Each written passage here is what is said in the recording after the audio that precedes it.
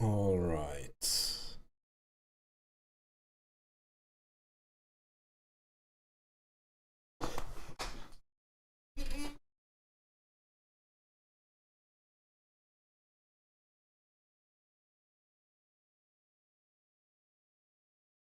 A bit too loud, I would imagine. A bit too banger.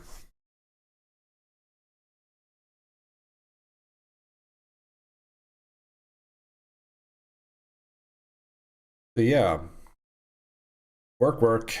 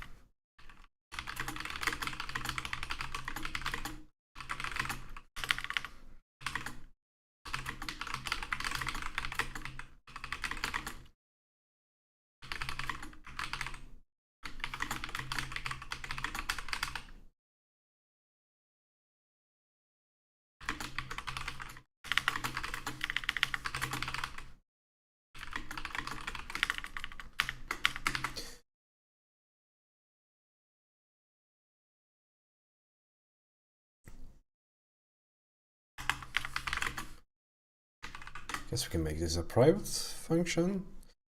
Yeah, like the issue here is the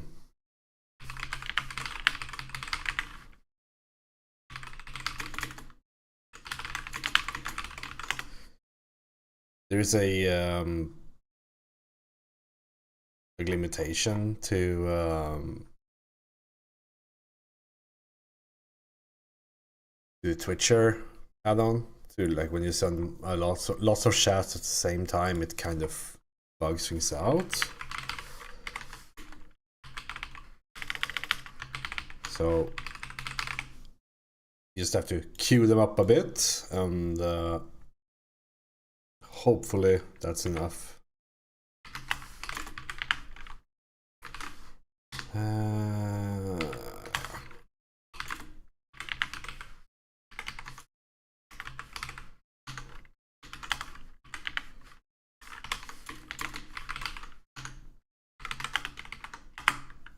Let's make sure that happens. We should probably just do that. And then in our process,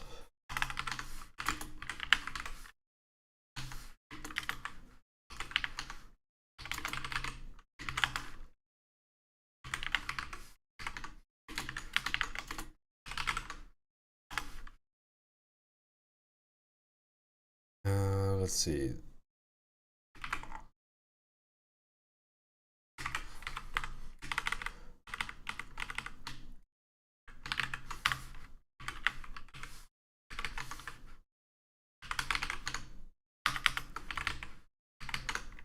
Let's just do that.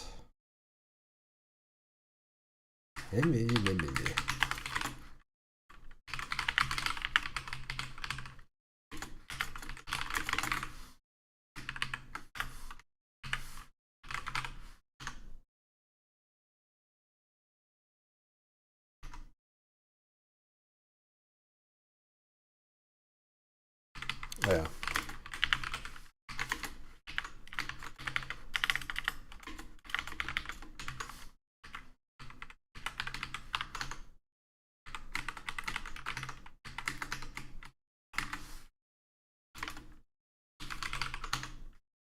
Then we just restart it. So now we should be able to like send a bunch of messages, and they should appear in order and make sure we're not throttled.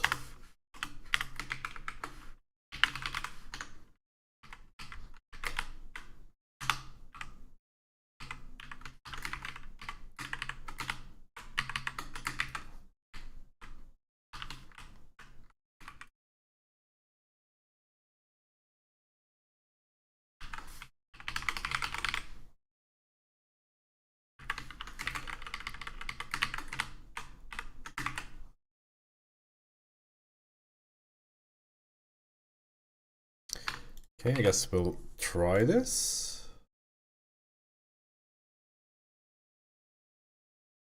Because I hope I do level up though. Hold on. Might have to reset my data.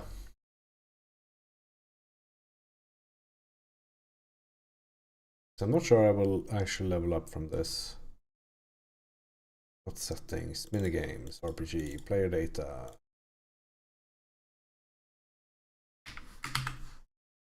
Go. And then RPG.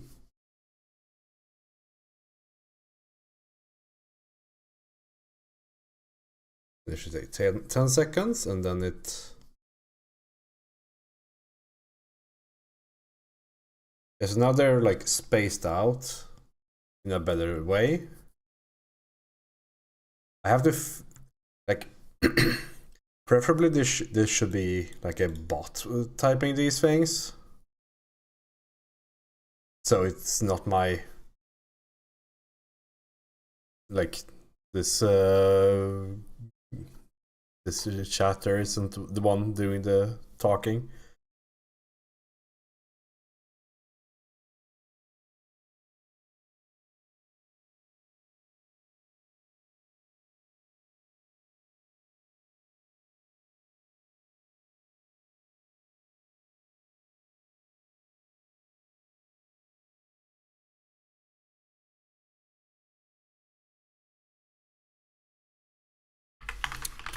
Me too.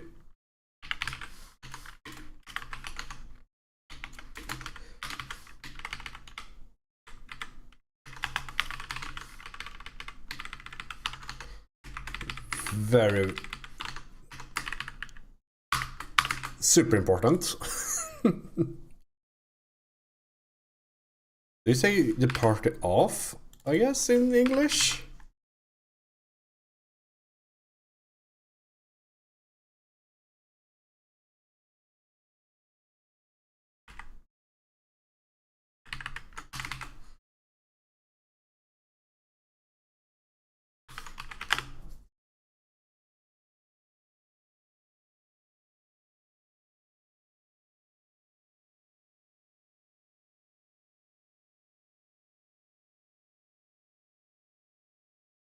Okay, there we go. Looks a bit better. We won. We don't like use the word party or each.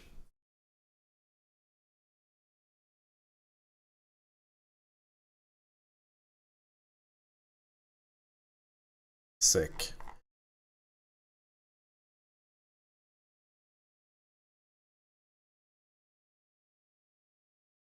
So,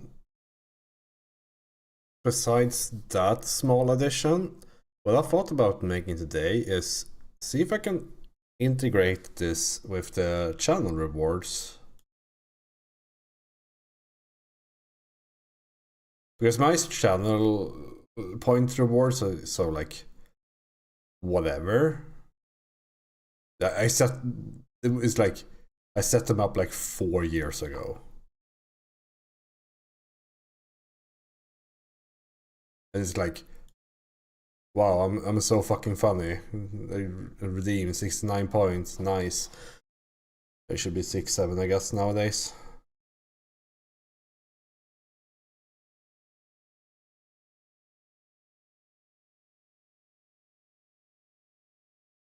So instead, I was thinking that we could use these points to roll for items.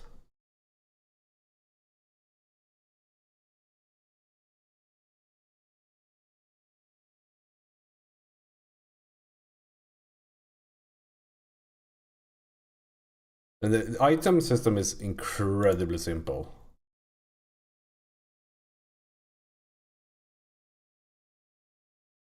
They should probably not be nodes. That wouldn't make sense. Well, maybe they are. It does make sense.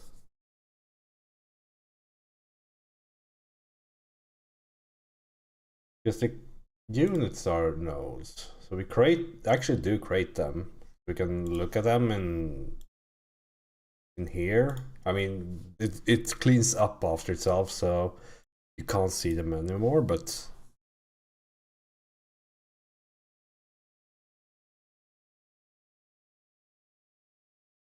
nah, it doesn't really make sense. To be honest, having the fights be nodes doesn't really make sense either.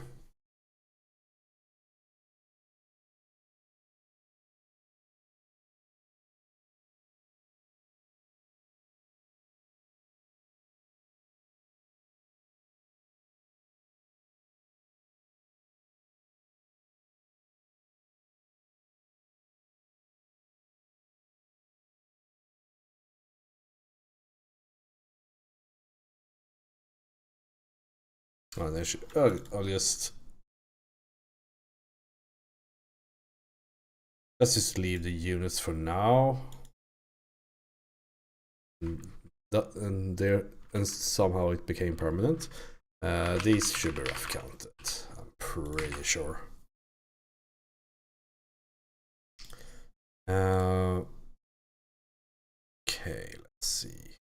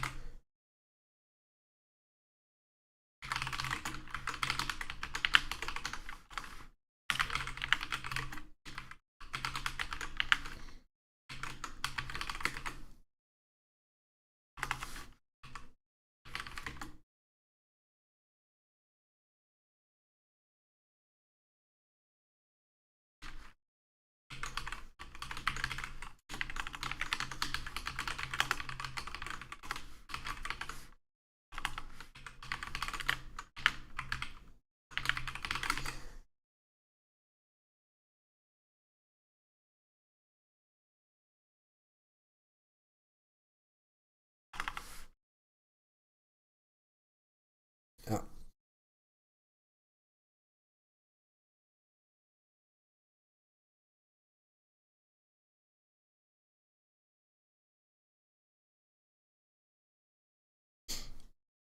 All right. Where do we start? I guess we can use weapons more or less done, but you just need like a way of. Because I was thinking that these should like only go up, so to say. Like we basically like just like we saw with the experience. Like if we look at my character, like just as we saw with the experience here, it's just a number going up. I think that what we want to do is like gear.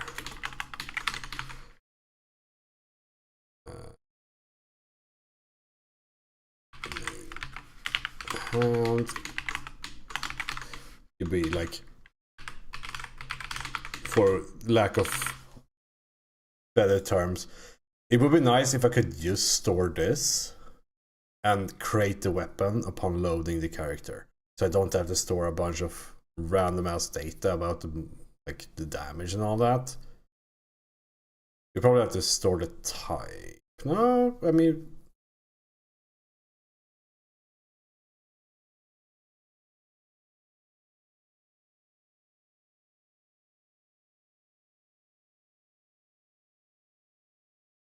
it's a bit weird, but this actually does work, because it would be like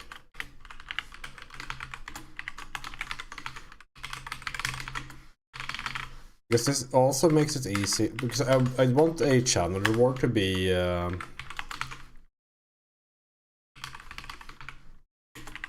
respec,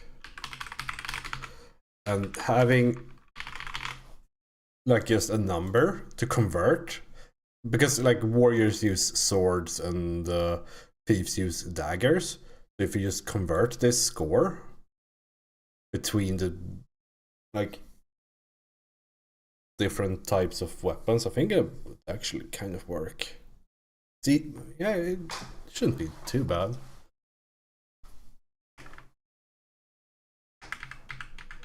Let's store my save file.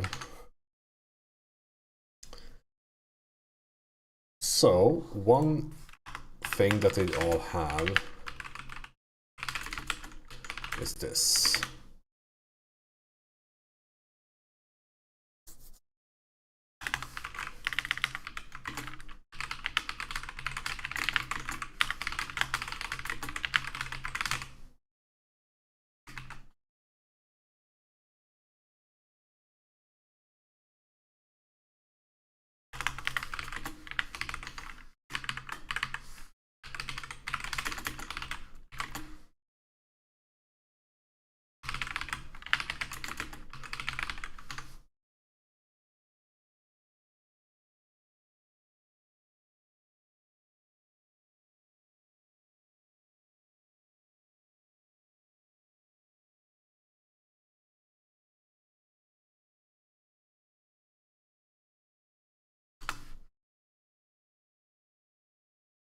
What did I write about these weapon types?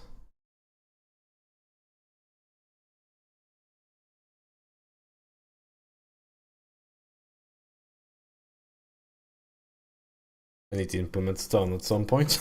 That's what I noticed. Okay.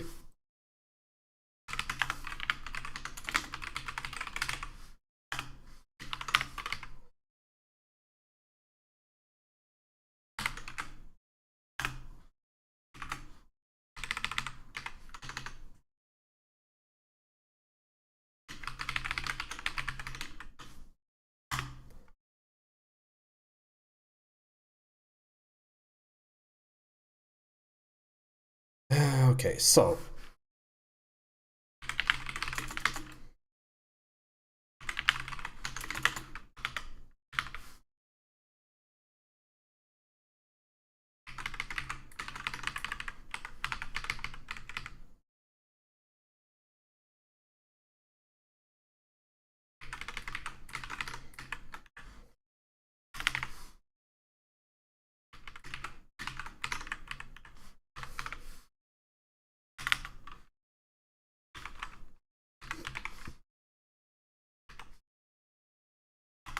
why did I make a scepter again?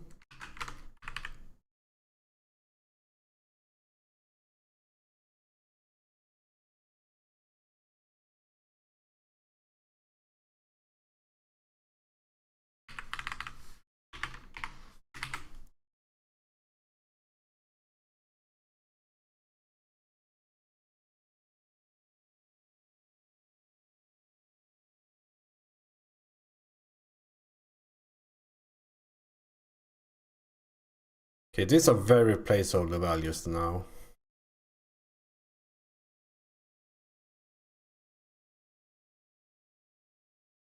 Let's just...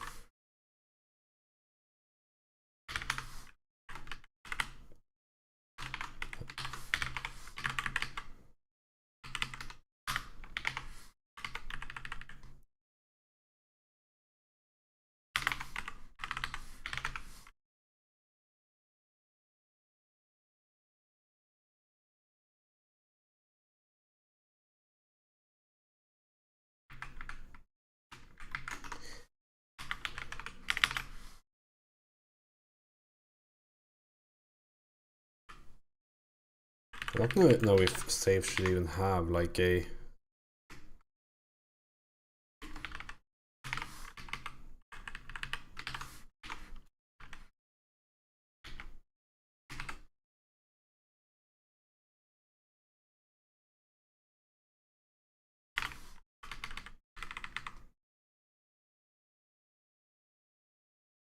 I fucked up the conversions here.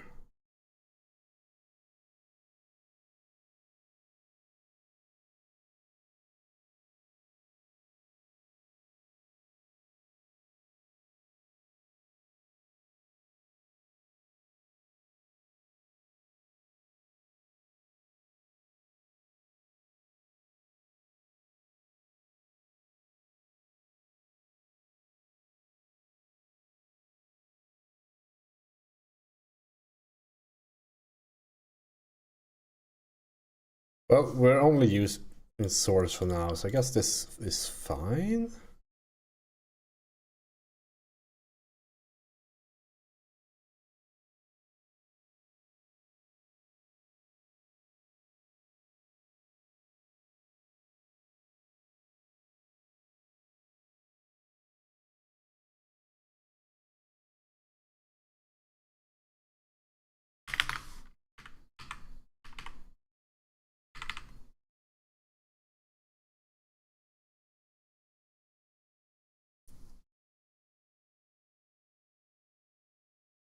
All right. How do I do this? Let's see. Manage poll, add, manage goals. Oh, that's sub goals. How do I like change these even? These click them. Oh, we can get started. Manage rewards.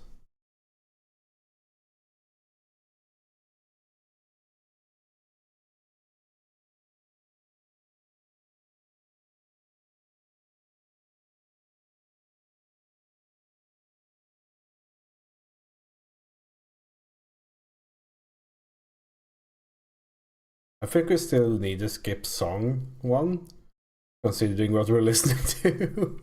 But I guess we'll disable the 69420 for now. We just add a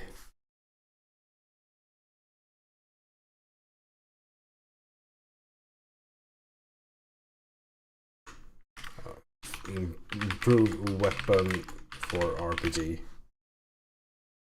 Let's make it cost 1 for now.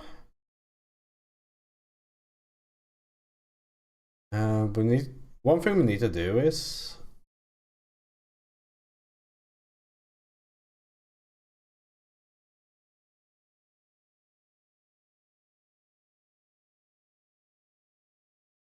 like, does this show up immediately? Yeah, so if we redeem this, if I don't click that,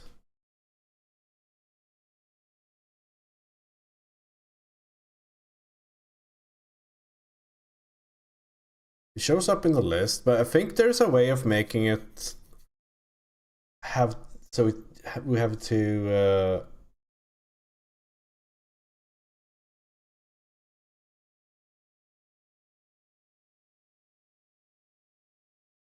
like, there should be a way for the system to mark it as unfulfilled or fulfilled. Skip rewards request queue. If enabled, only future viewer requests will skip the queue for it.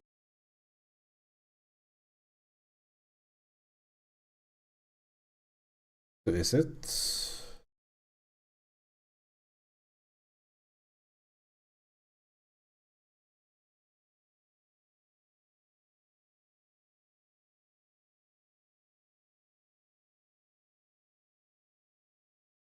It layout.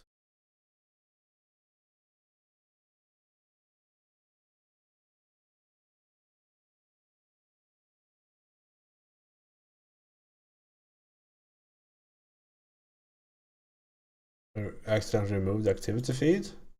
That's big. How do I unedit?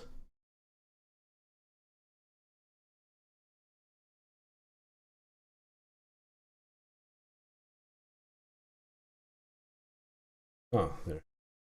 It's a save button.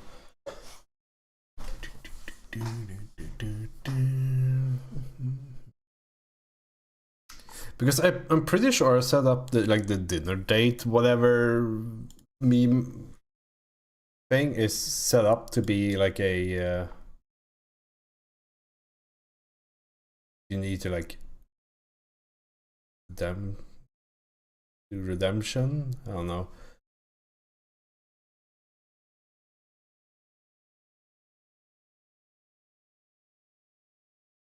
Can probably disable that one too. Review request. Oh.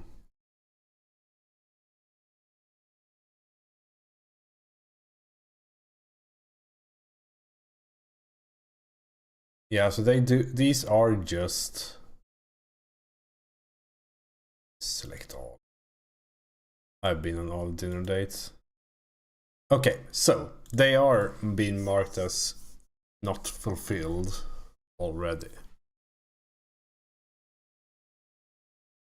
So now we need to like figure out how to make that happen, because let's see, we probably need a new parser type. Channel rewards mdgd.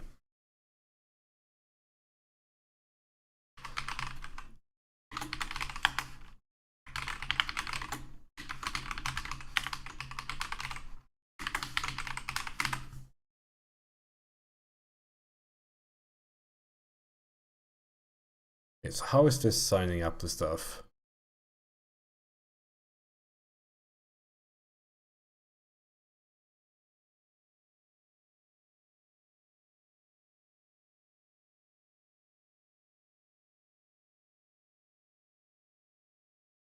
It's probably just steal this code for myself. Steal this code for myself.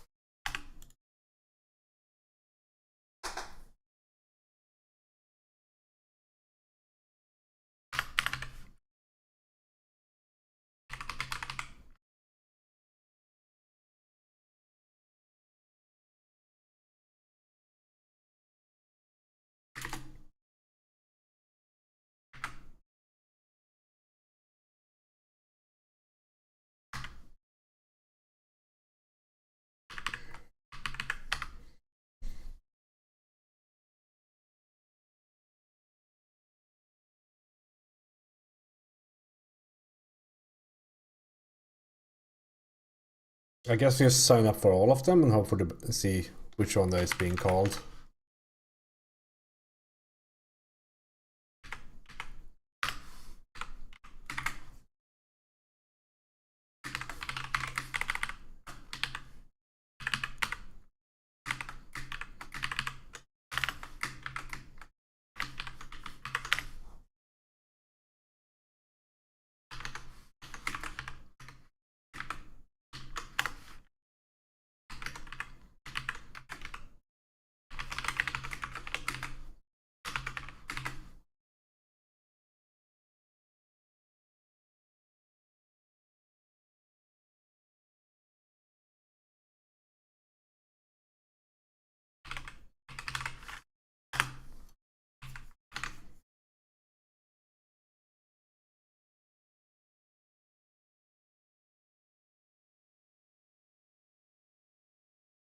Let's see if this just works out of the box.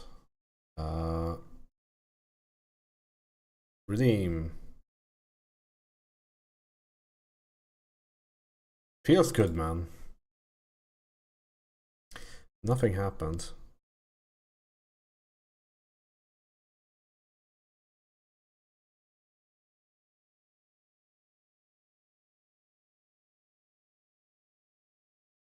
I need to do something else.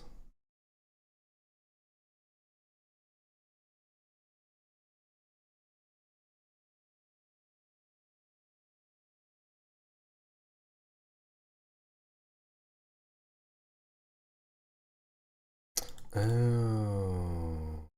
need to also subscribe.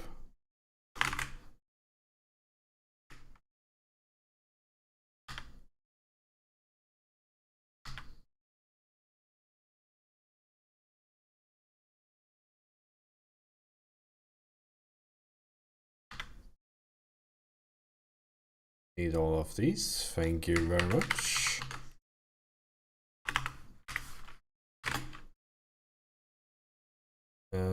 Let's see.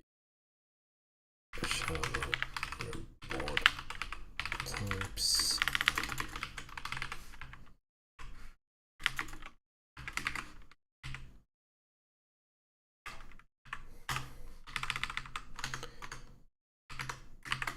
I wonder if this is the intended way of doing this.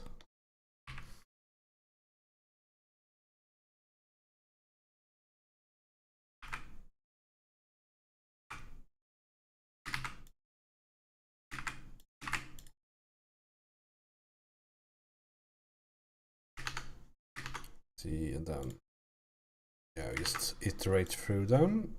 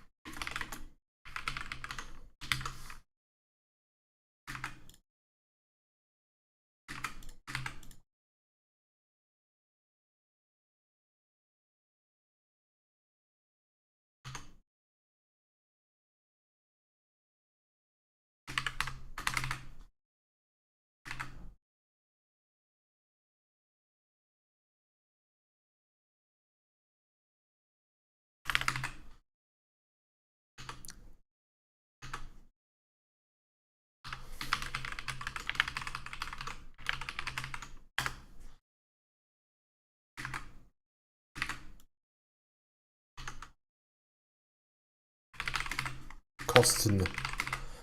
Oh, you can't have constant arrays, I suppose.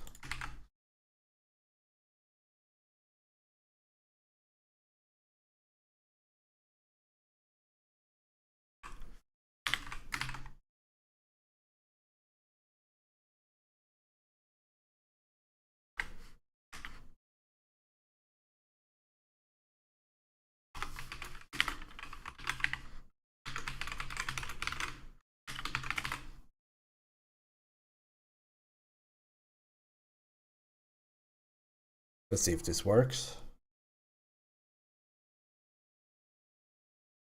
Well, at least tries. Let's see. Oh, there you go. Redemption add. So if I then go in here and mark this as complete, we get an update. So these two are the ones that this one is the one that we care about.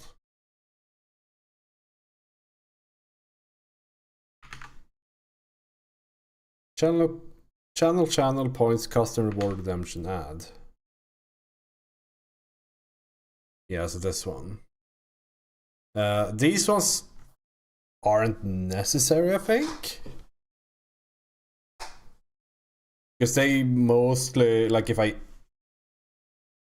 guess if I modify the price of this to 2, I get that event. Yeah, update. Okay.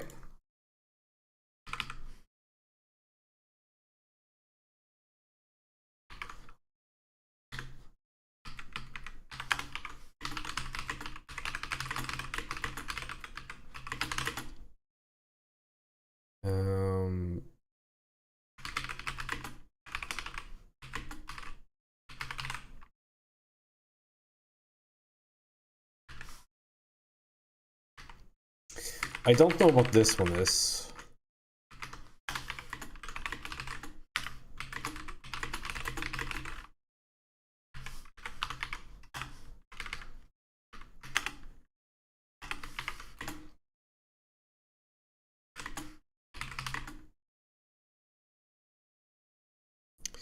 Let's see, a user redeems a reward.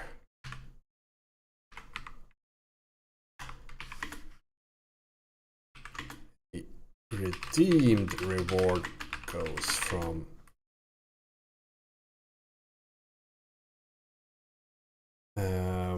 What do they like? What's their, like, we have them here, right?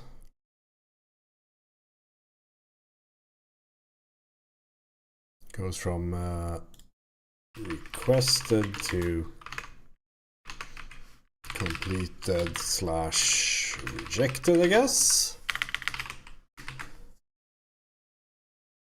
I'm still running, right? So if we if we reject this, yeah, it's also happening at that point.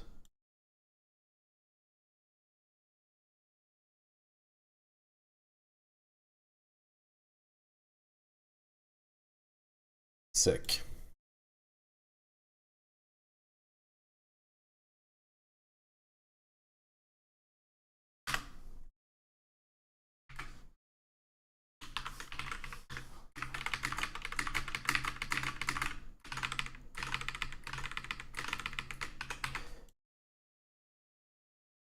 So when the way I've done this before is that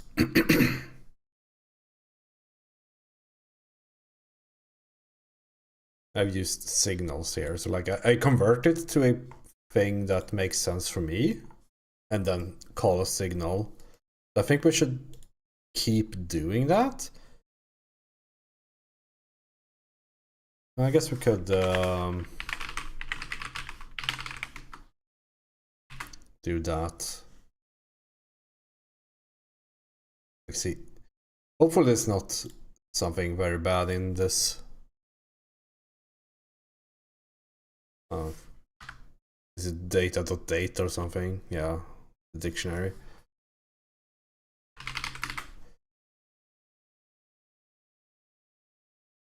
There shouldn't be any sensitive information in this one, right? All right.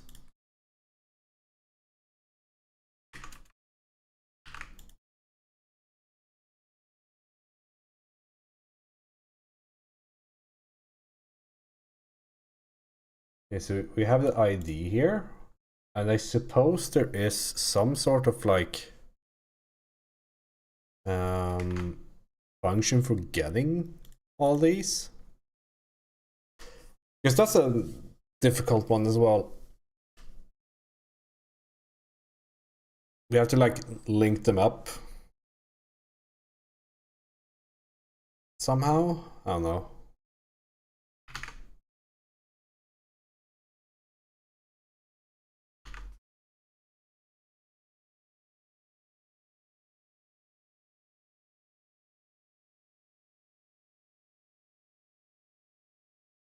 Because we need to know which one of these that is being called. And because this, I feel like this title should be able to be localized, for example. So we can't use that. So we only have the ID to go on, and to match that ID, I don't know, like it feels like we need to do some trickery for that.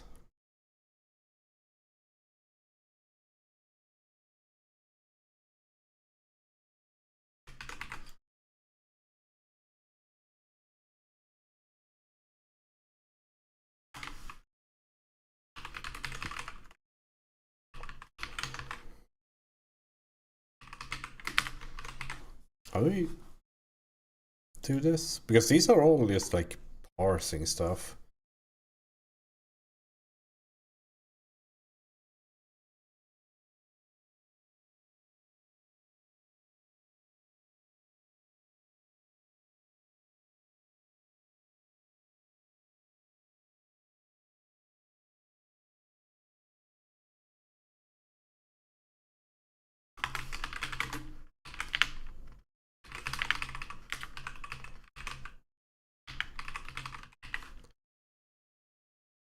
So we could have like user login, user ID, reward ID,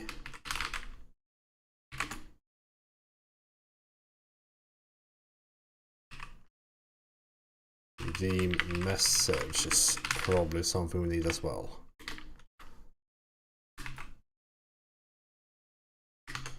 Because those are kind of top level here, right? Yeah.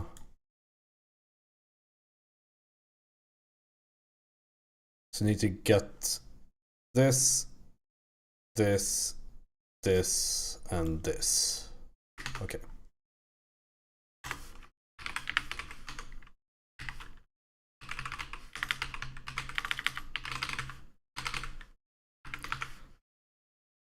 Use a login. Did you call it that? Yeah.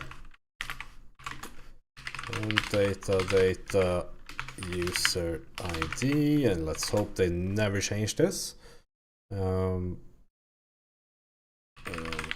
Data reward ID. And data prompt, I guess, reward prompt. Why does it hate me? Oh yeah, emits. Can you do this to make it somewhat readable?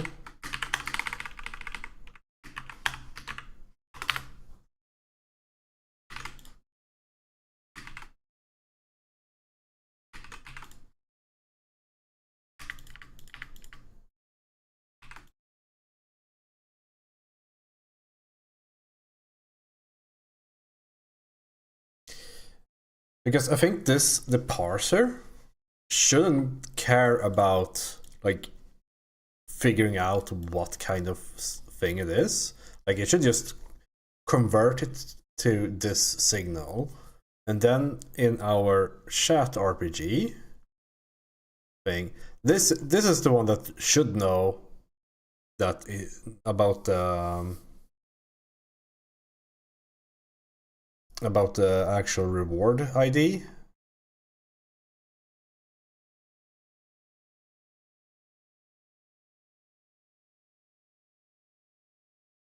Can you somehow get those reward IDs? Edit this.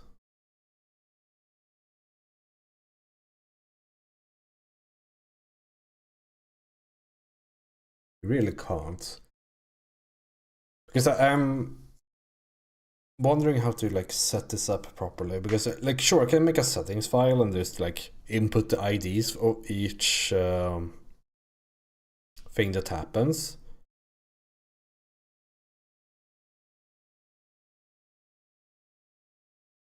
But that is a very manual service. There could also be a identifier in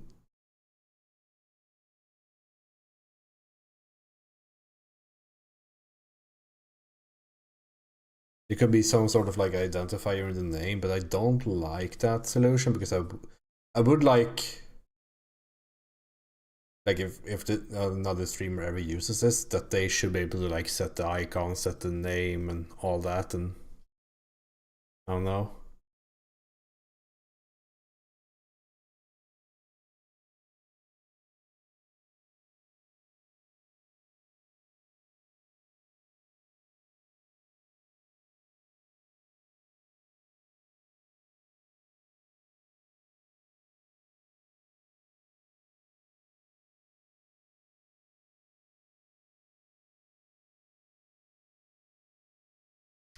I mean, it could be some sort of like I could make a setup process, I suppose, that either lets the user create them or select which ones that's for the weapons, because it could mean that they can also like combine them. Like sure, like it's a very stupid example, but like my skip song, like why wouldn't it be like being able to like tie it up to this one rather than specifically the one that's for the minigame? I think that's a cool thing to have, so you can have like multiple rewards tied to one.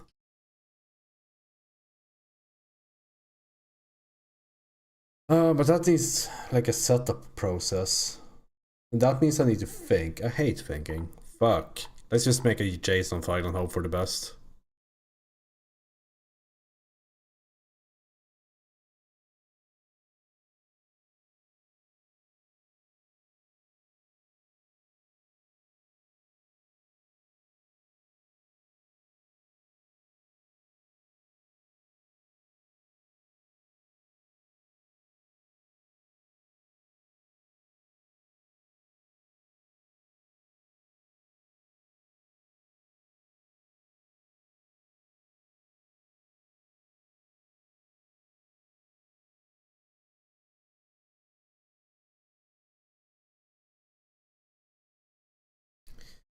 Okay, so it should be something.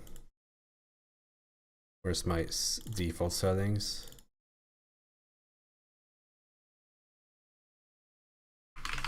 Chat RPG.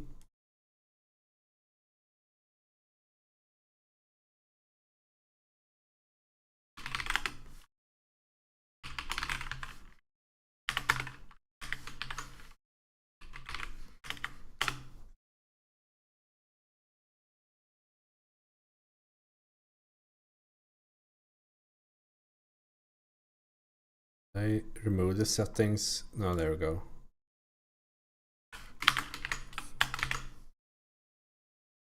Good morning, Nox. How are you doing? Let's see.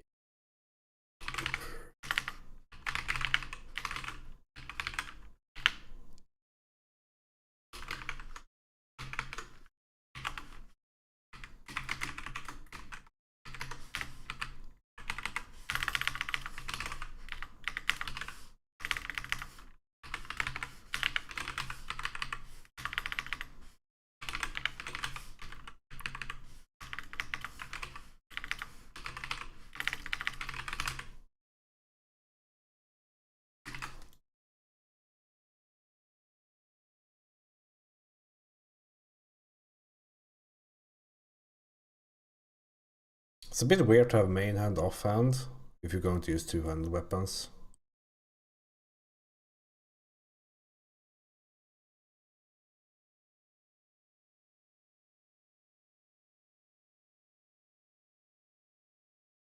That's nice to hear.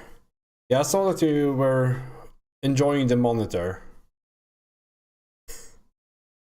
on Discord. But it was broken, right? Or like beaten up, a bit beaten up when it arrived or something? That's not fun.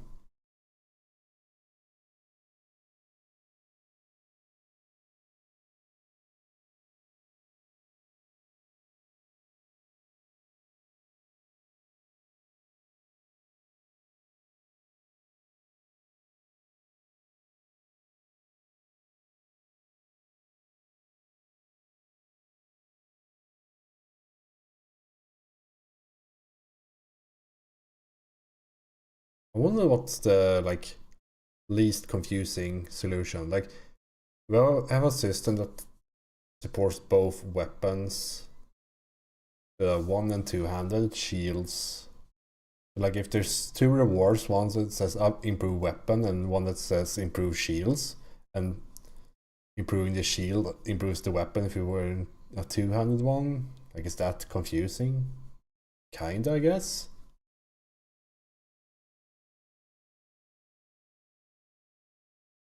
Maybe we can just change it later if that's the issue.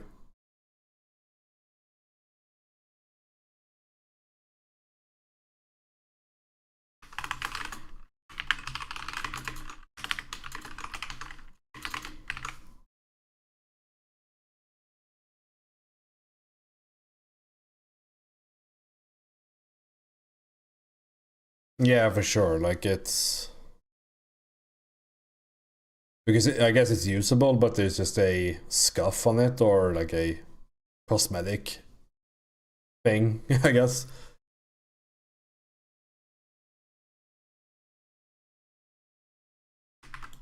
Still sucks. Because you paid a lot for it, so it really sucks if you would be like if it were broken from the start.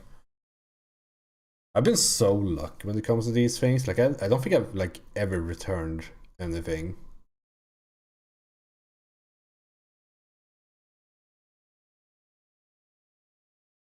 I guess the issue is that if you do like complain, you have to send it all back. It takes like 2 weeks to get a new one and all that.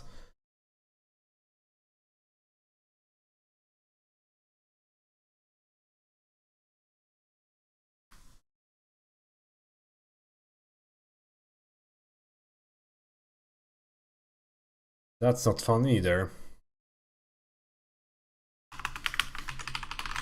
Yeah, I guess the biggest issue would be sure, it might be just a surface level scuff right now, but have it created more issues, like with the dead pixels later on and so all that due to this.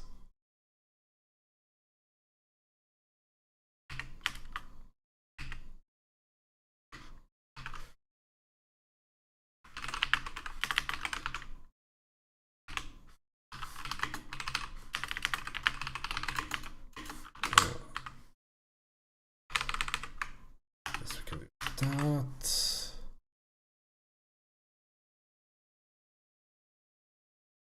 Yeah, I think it's the smart thing is to return it, right? But I don't know if the I don't know if there would be like complications where they don't accept the return or some whatever.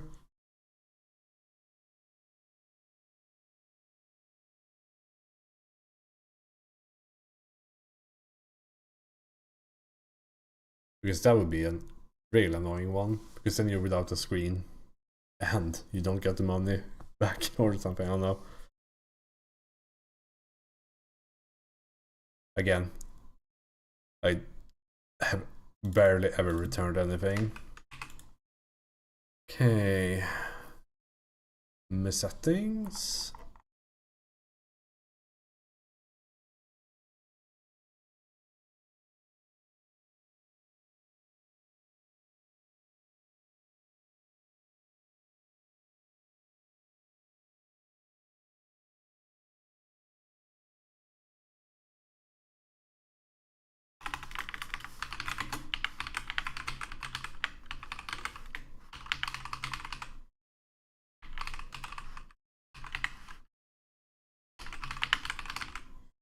Oh, that is so annoying. But I have written these in the opposite order.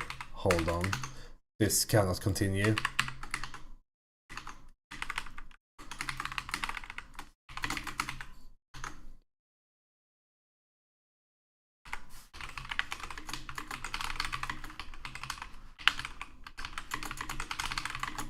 And that was reward ID and redeem message, because we're going to use that.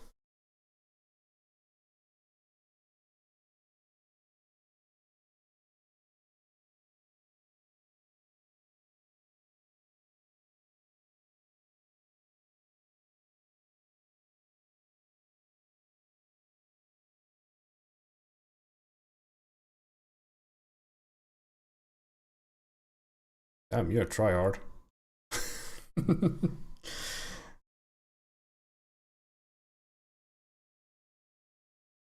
All right, let's see.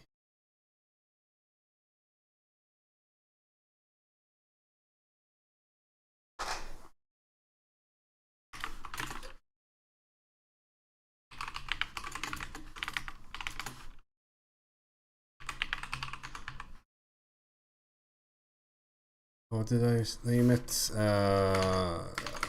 Naming is the hardest part of programming.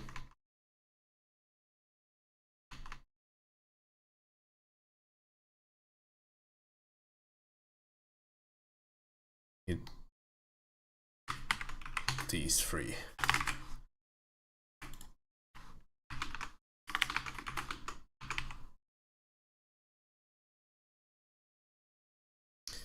How you play the game? I mean, it's not much of playing, it's more things happening in the background, but I can show you how things work, at least. If we click this, so we start. It's doing like, this is mostly like, so if you type exclamation mark RPG, we both head out on an adventure. You have 10 seconds, it's too late. Now it's on cooldown for 10 seconds. But then it like plays through a bunch of battles here. And then it gets like a, you get a level. And right now there's nothing graphic about this, but you could save all these events and then just replay them. Because that's how, like, games like Final Fantasy VII, for example, it calculates the entire turn. The moment you click, you like commit to a turn. Then it's like fully calculated. Then it just plays out the turn over time with animations and all that. So you could do something similar here, but that's of course requires a lot of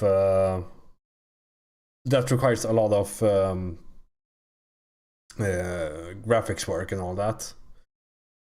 But it should be off cooldown now. So if you type exclamation point RPG, you should be going on RPG as adventure as well.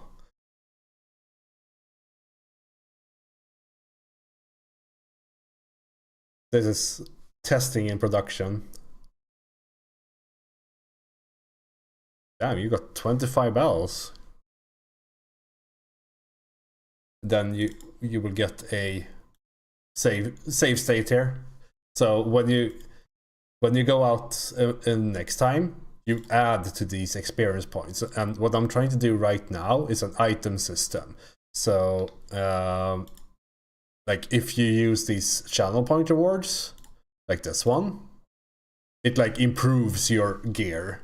So by watching the stream, you can improve your gear, which makes you be able to take on like longer adventures, which levels you up more. Those kinds of things.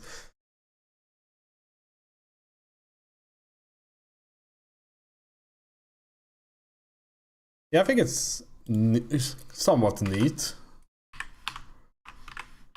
As per usual, it's just kind of a fun thing to do while I'm procrastinating job hunting.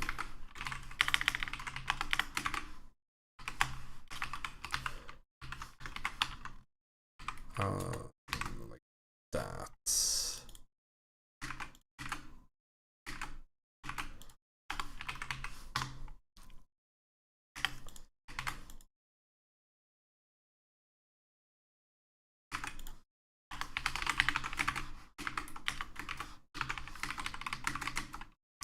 To see if this works as I intended to.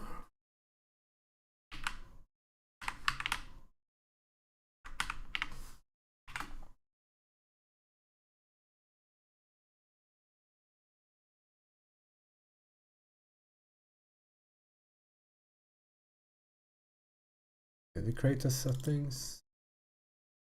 Guess I have to restart it. Add ID somewhere. This ID is what I need.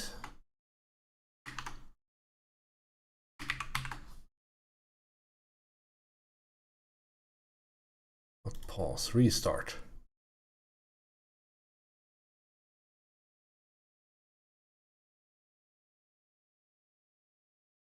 Okay, so if I now click this, nothing happened. That's hype because, oh, of course, because I'm stupid. If only my stupidity weren't so big.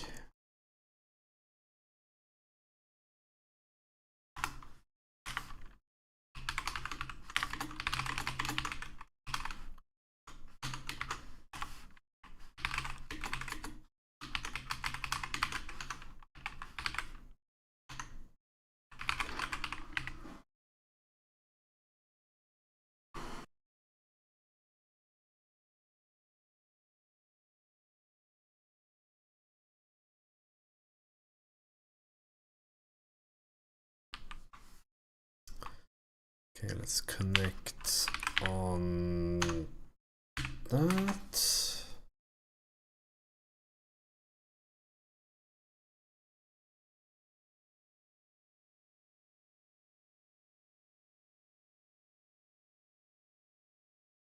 What about now? Oh, there we go. Okay, so it's hooked up. Cool. Now we just need to write logic. This is more game logic stuff, so that is hopefully a bit easier.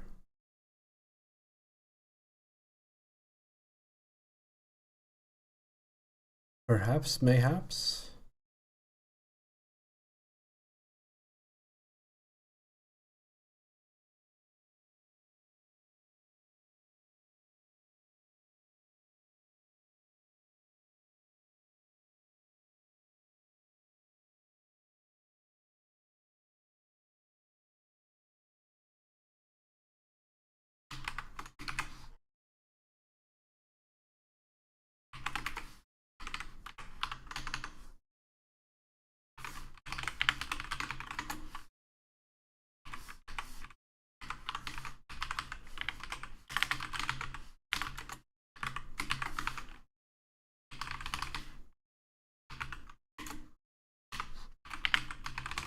Let's just call it armor instead of chest.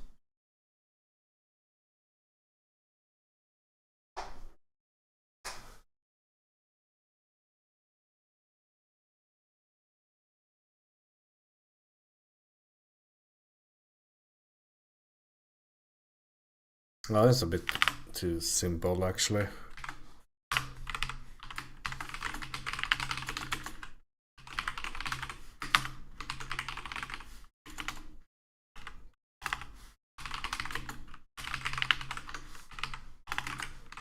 Because we're going to need this if main hand. We have to do something.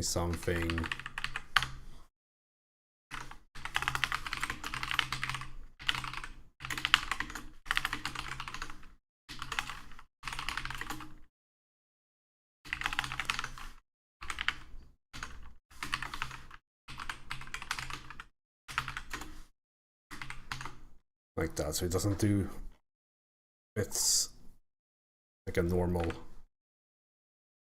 serialization stuff. Okay, so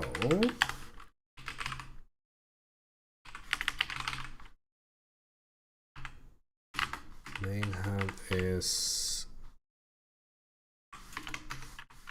get save data. That looks a lot better.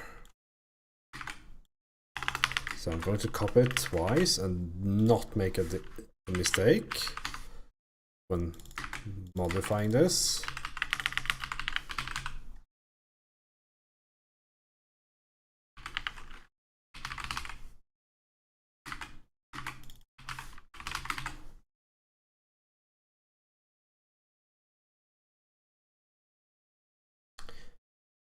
There we go. Now they should at least be saved, but no. What about loading then?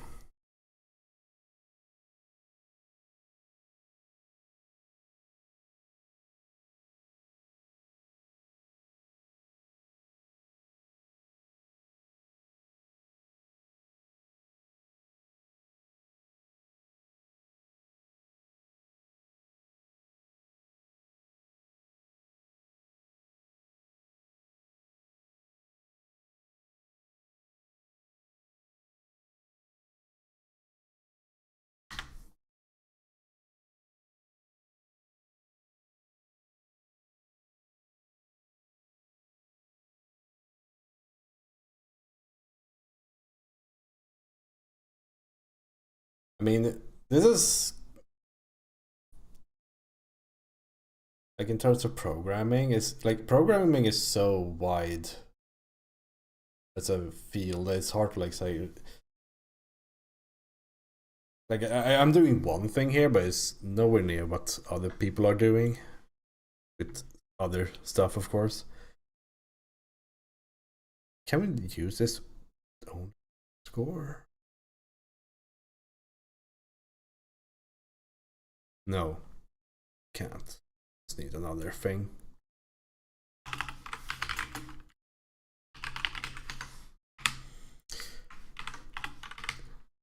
And I'm the reason why I'm trying to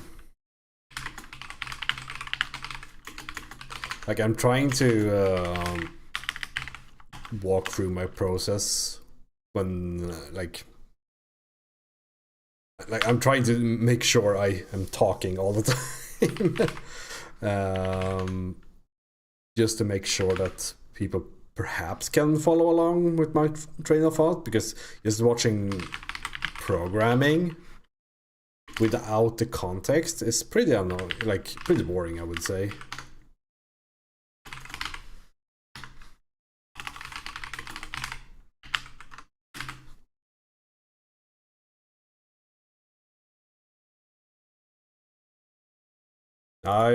It's not weird at all. Like it's I'm trying to juggle multiple thoughts at the same time here, and that's also really making this conversation a bit weird. I'm sure of that. Okay, let's see. We need a static function. Create save data.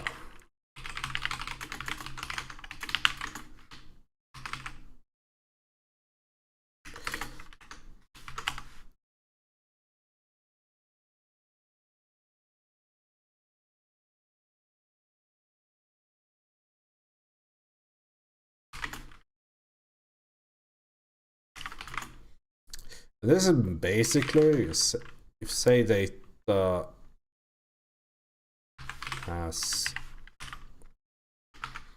gear score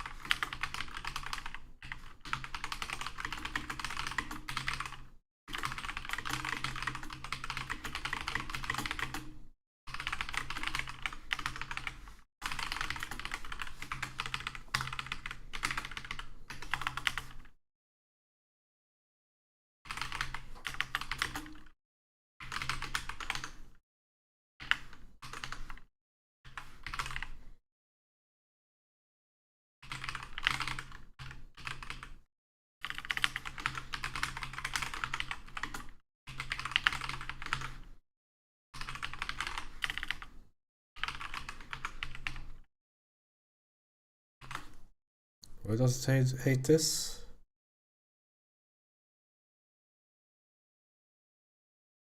Oh, it hates the variant type, I suppose.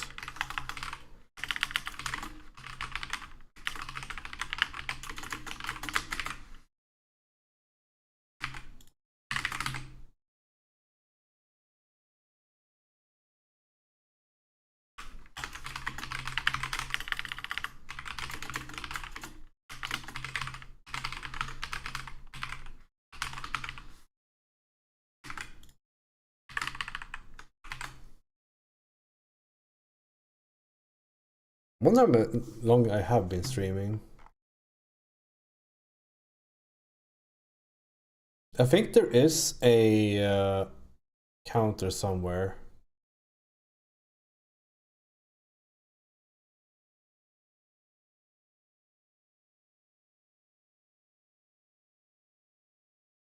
Oh, I'm almost up to 2,000 hours.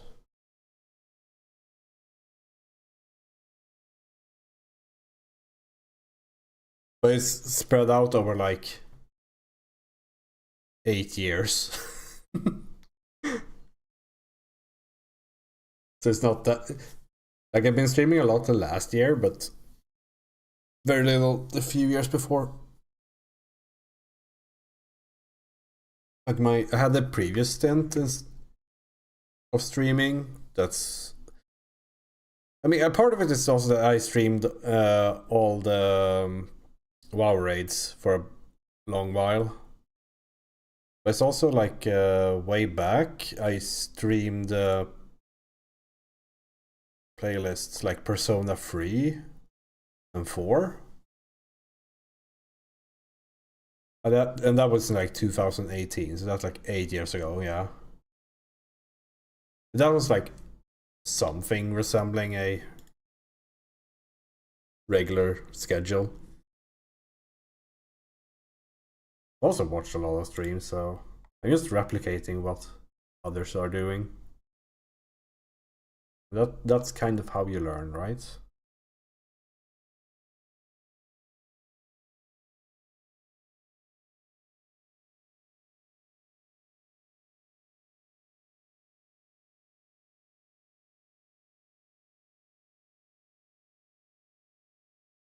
Okay.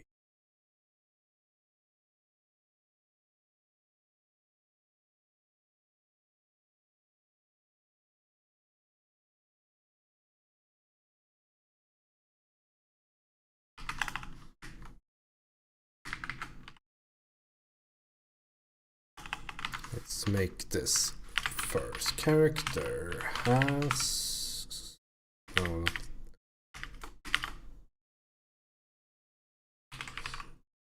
character data has. Like I like my fucking stream elements thing. It's supposed to like time out on links, but it just says no and doesn't do anything. Yeah, I also like my account is so fucking old. Like how can you see the account age? Yeah, 2011, December 29th.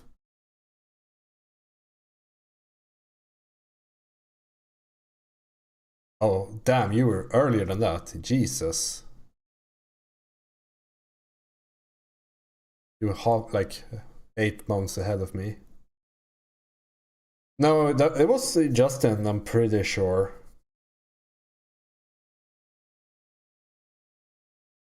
And then it changed to Twitch. Like, when did Justin TV become Twitch?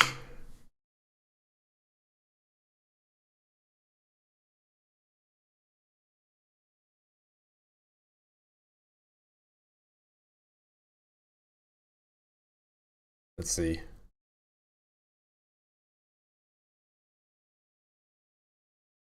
June 2011. Why?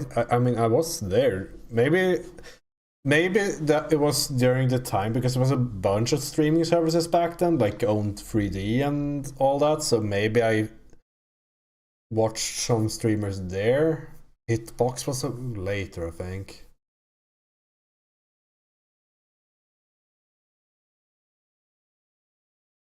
Also, like live streamer was a thing. I think Day 9 streamed on live streamer before going to Twitch. I think isn't Day 9's channel like the oldest partnered or something? Yeah, Destiny is also really fucking early on in the start. Like it's really fun, right? Because it kind of lined up perfectly with StarCraft 2, the Twitch like live streaming.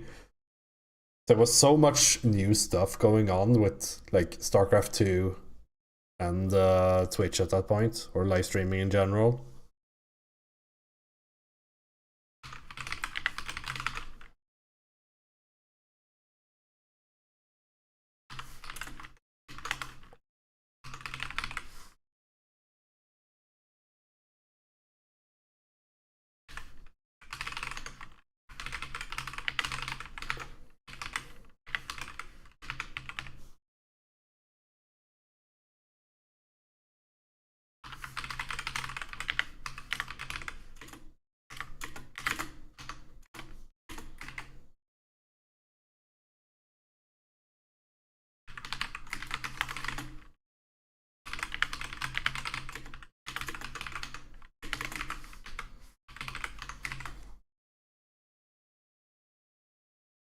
Yeah, I was on GOM TV. GOM TV was way earlier. Wasn't that like 2008? When you could like go up in the morning and watch Flash and J-Dong and all the guys play on a crisp 600 kilobit per second stream.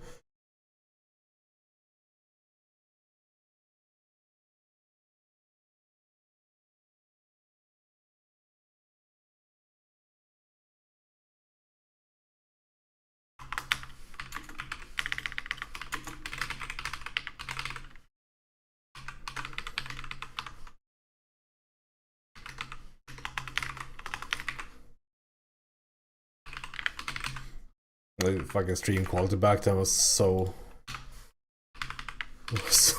bad.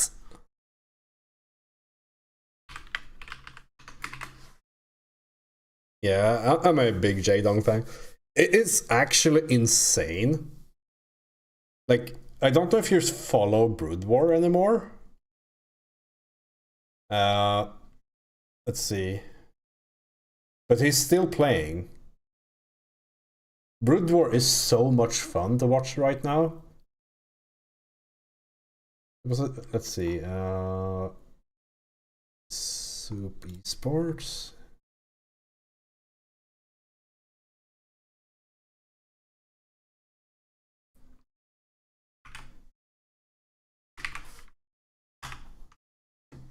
If you want to get back into Brood War, Tasteless and Artosis are still casting it. And this last tournament had some fucking banger games.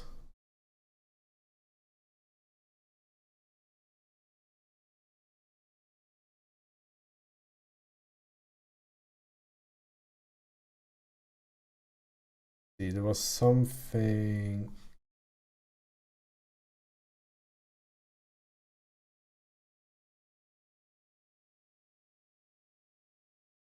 I can't find. There was one game on one of the free player maps against two players. It was like the most fantastic game I've seen.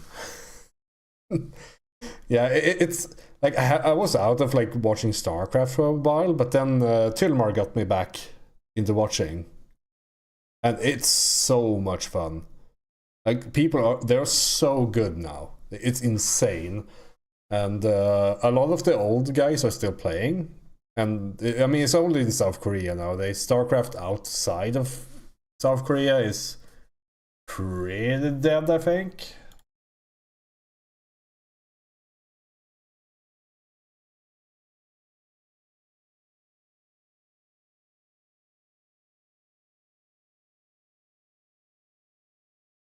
It's also pretty fun if you go like Team Liquid is still around, of course. They're all live streaming as well. Like, want to watch like fucking Flash Beast to J-Dong all live next to each other.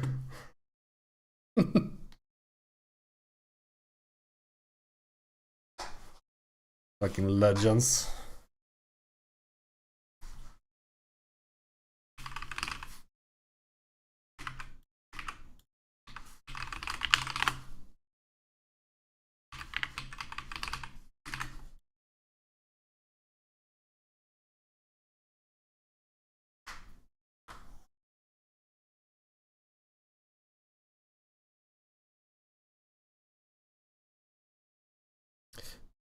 But yeah, the whole like what's it called, like Tasteless and Artosis is like, it's part nostalgia to just keep watching them, but they're so fucking good as a casted duo.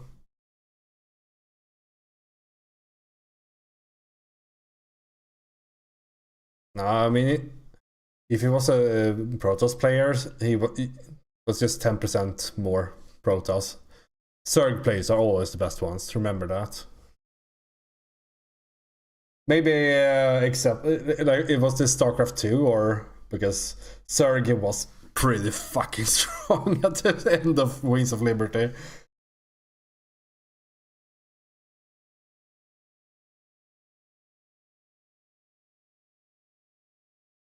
In Brood War, I think it's still like it is actually insane that Brood War hasn't had a patch in 20 years, and all three races are still kind of even.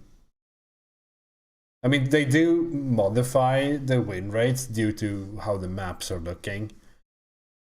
So, like, there is some balancing through the maps, but you know, it's still insane that the game has held up so well.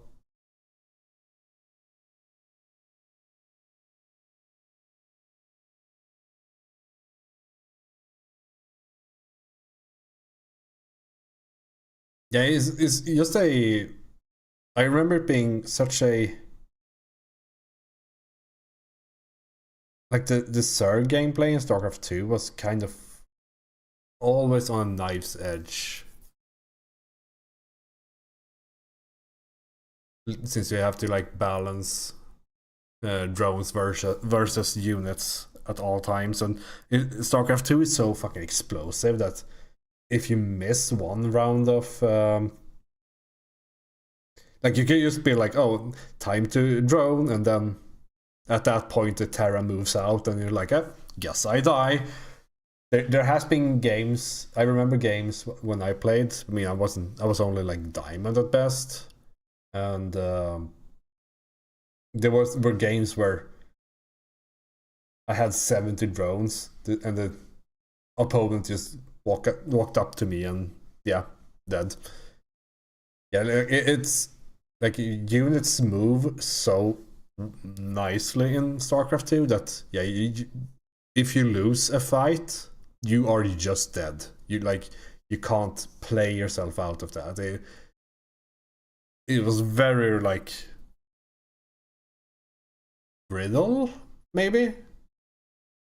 No, not brittle.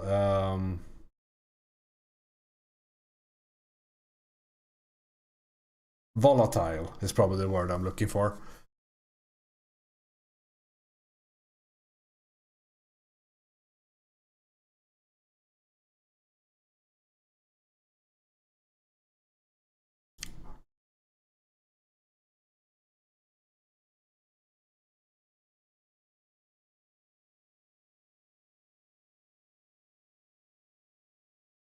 It would have been fun to get into Brood War at some like back in the days.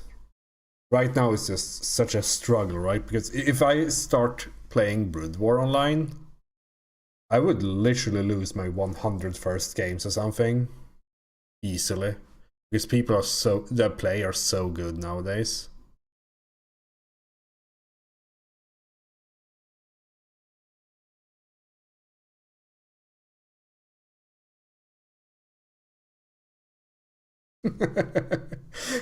It's the complete opposite to not in an eye.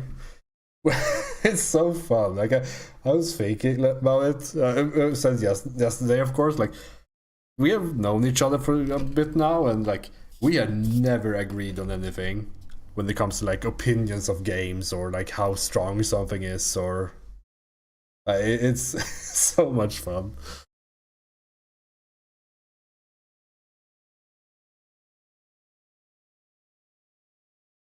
A preliminary bingo card.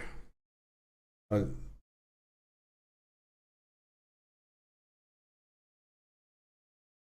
do you have it in like sending on Discord or something?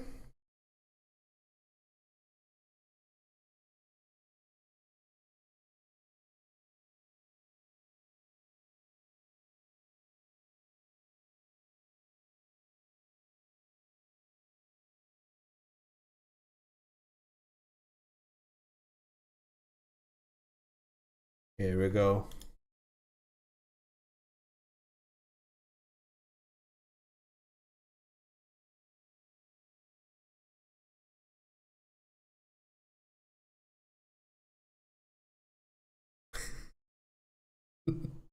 Yep. The Kung Pao reference.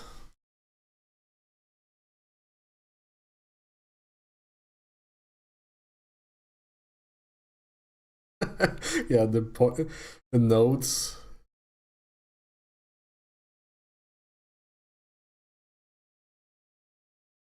Yeah, the deadlock shader is mostly for now. I think that will pass in due time.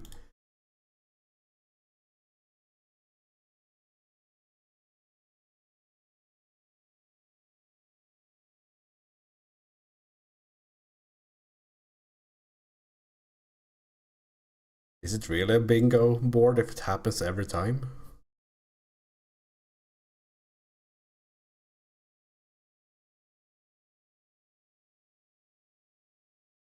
Yeah, for sure.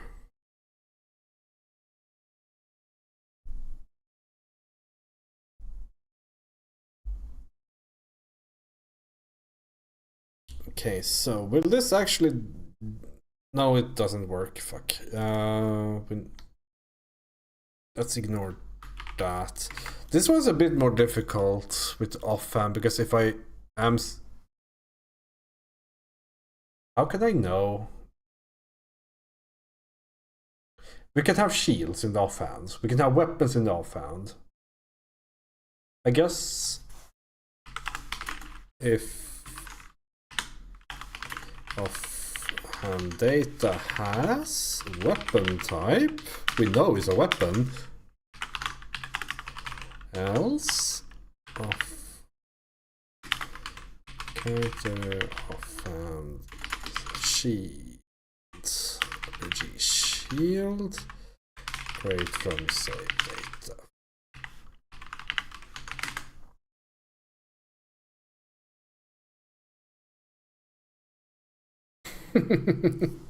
I'm probably not. My charisma level is not high enough to try to fool people into talking about something. Let's see. Shields.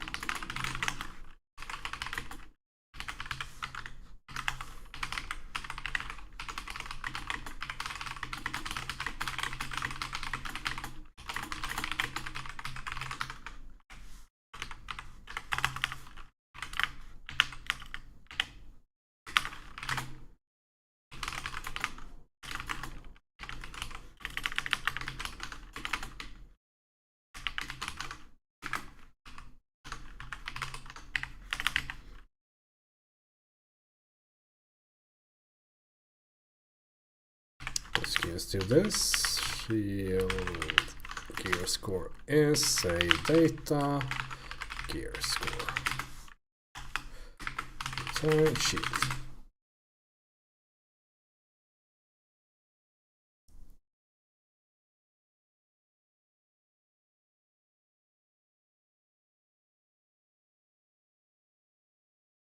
And then we also need to like get damage reduction.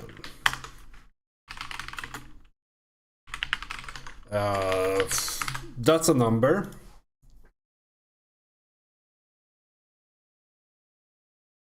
The idea is to only use like a gear score value for everything, so it's easily to... It should be very easy to rebalance and not to ruin save data.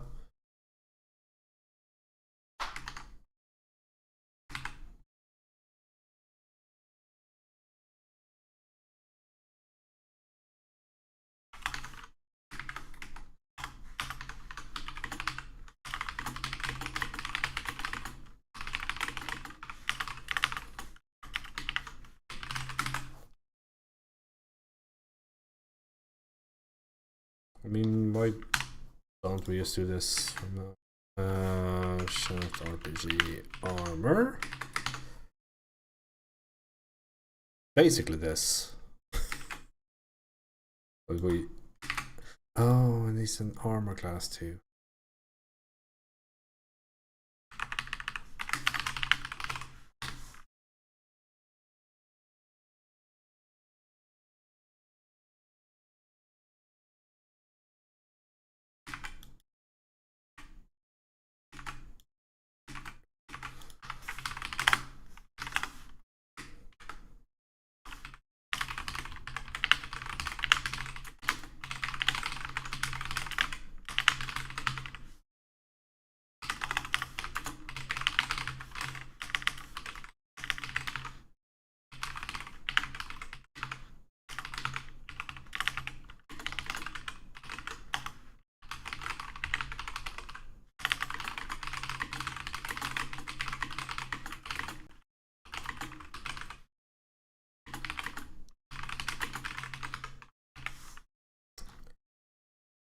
A armor, unarmor.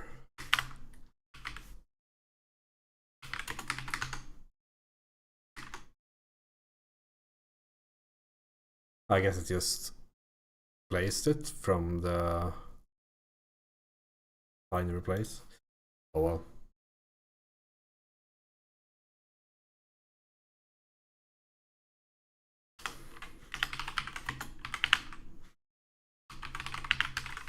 Maybe I should make the variables.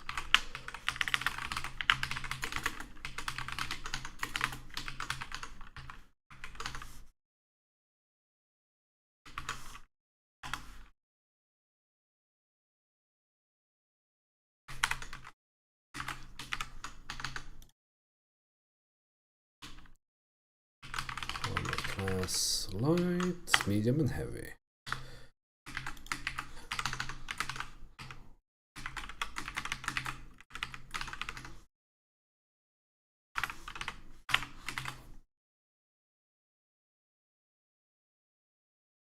I'm sure this is incredibly balanced numbers.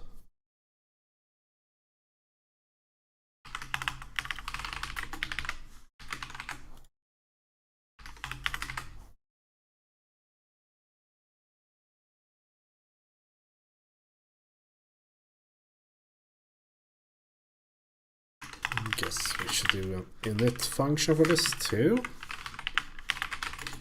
So it forces the gear score to exist.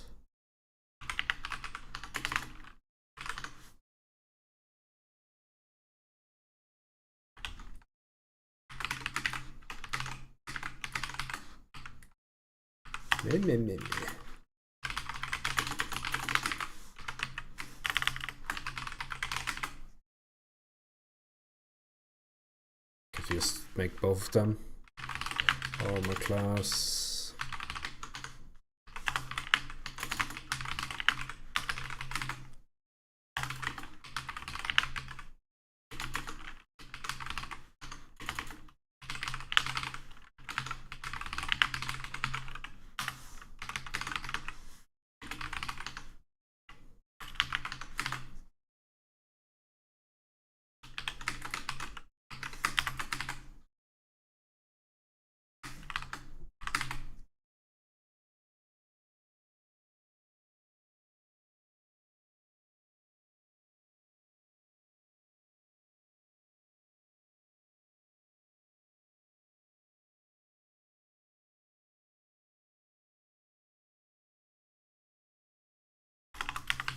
I guess we'll stick to the protocol here.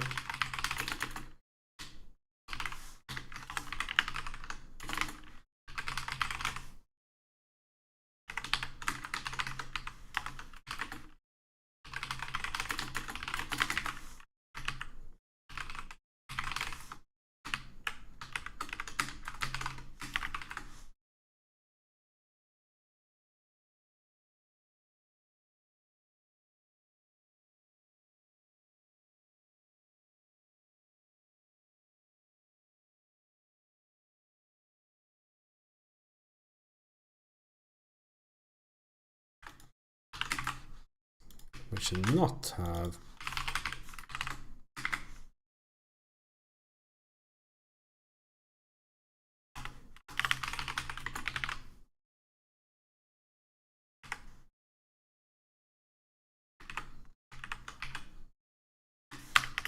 so we shouldn't have a damage variable just in case. This math should be simple enough that it's not an issue. Remove you.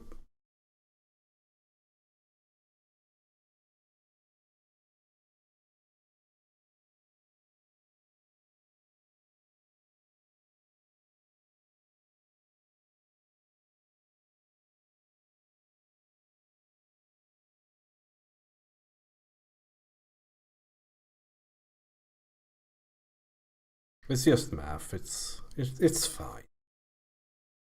You need to save that 32 bits in the memory for sure. Memory's expensive nowadays.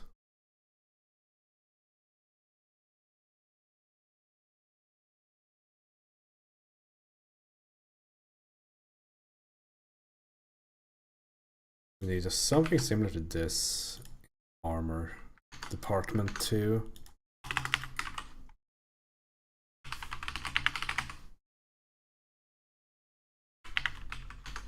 Armor class, I guess.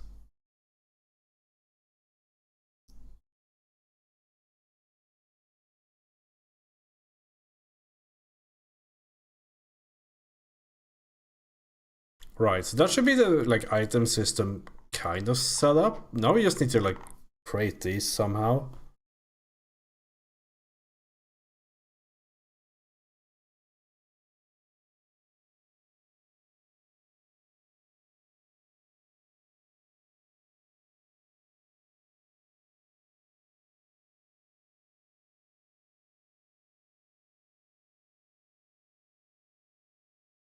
I guess we could do fun settings here.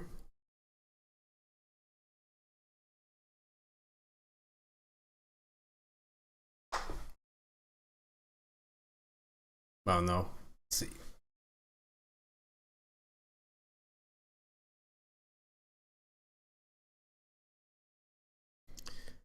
For now, I think it's probably fine to just create these weapons.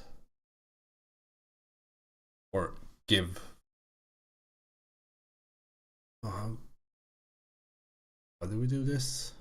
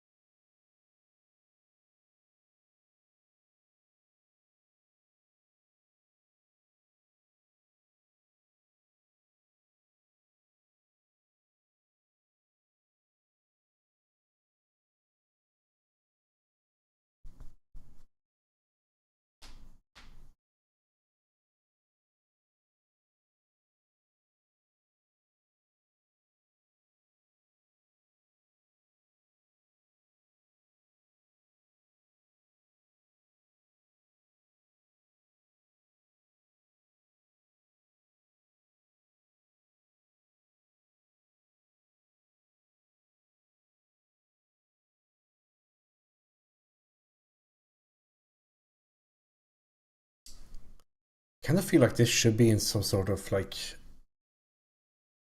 another type. Is it going to be a bit of like annoying things here? Because like say we improve the main hand, this needs to check if we have a main hand to begin with. It needs to, and if it doesn't, it needs to create the correct main hand for that character class. And then give it a gear score. Or improve it, just like if it has a main hand, like it's fairly simple. Except that we also need to load a character, I guess. Yeah, we need to load character. We need to. This function is going to be a bit of a.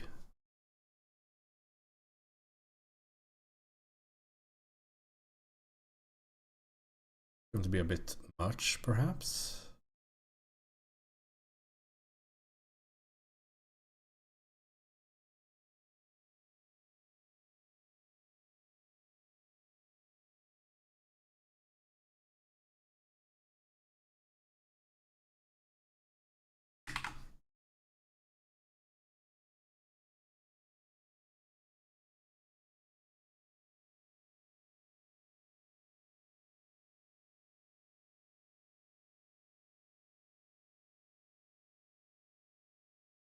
It's more that we have to solve, because I've set it up that in a way where we have multiple classes. Right now everyone is a warrior, but they have different, I want different classes and a respec reward. so you can change class, and they should work differently. So the warrior is using one-handed and shield, and that warrior needs to be able to turn into a mage that uses a two-handed staff. So I'm not exactly sure how that should work yet, but I need to like make the system able to upgrade the weapons in a good way, like no matter what. It could be that I just switch up so that two-handed weapons are essentially two weapons, two one-handed weapons that are combined or something.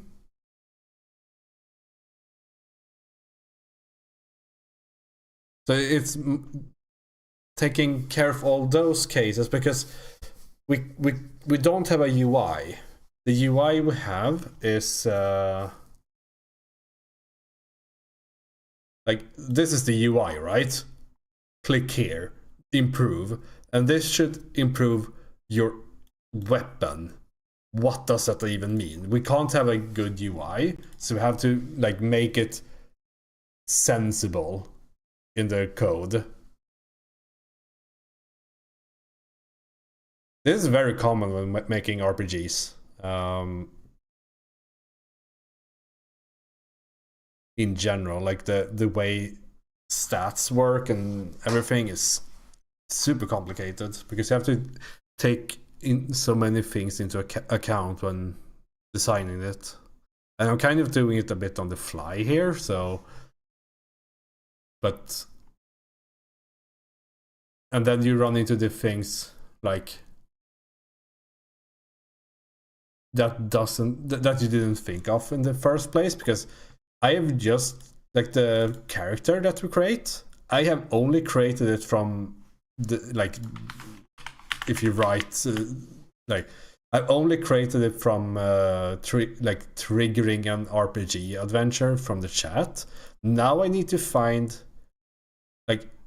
now I need to have a specific function for loading a character, because I need to upgrade the weapon. I first need to load the character from disk, and then interpret that data that I'm loading and do the correct thing.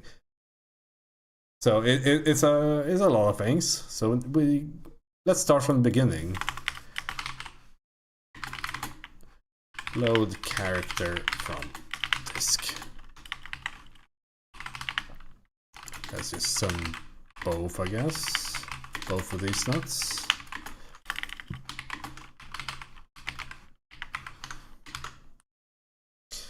And that's essentially this function.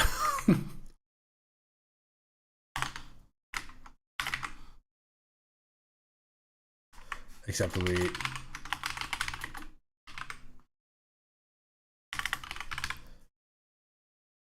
I guess this.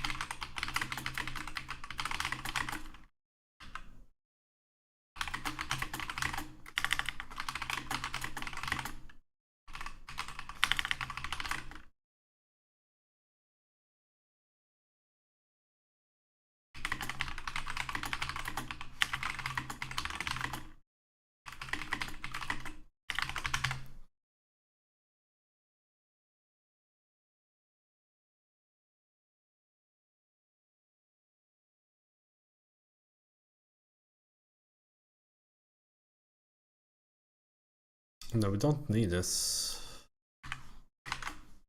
because we're going to use this same thing.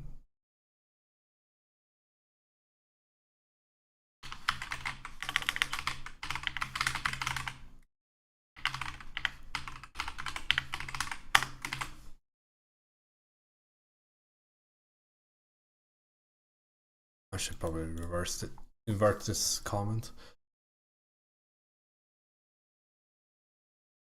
Okay, so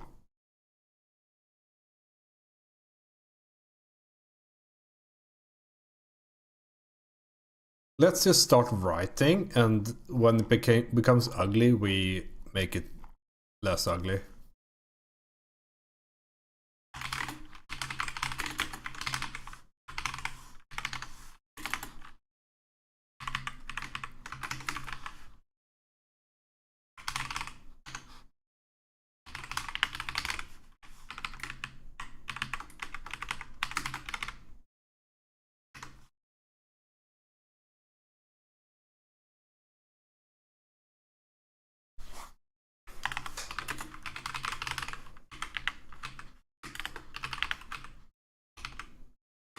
Oh, we don't have functions for this. You don't need functions for this, I guess, but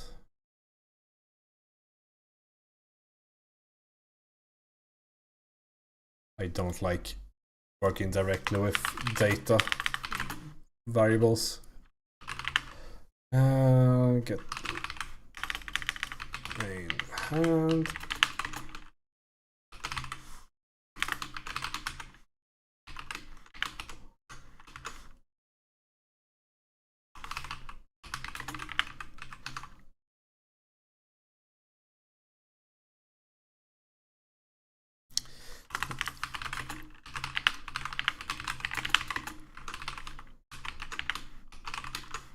And this is one of the places where you could start making things happen. Like getting the offhand. In the case of a two-handed class,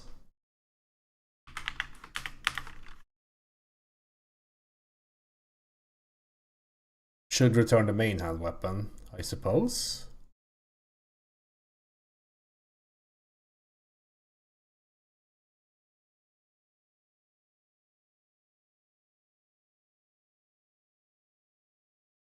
No, that's bad, actually. Yeah, I think I'm going to do this. We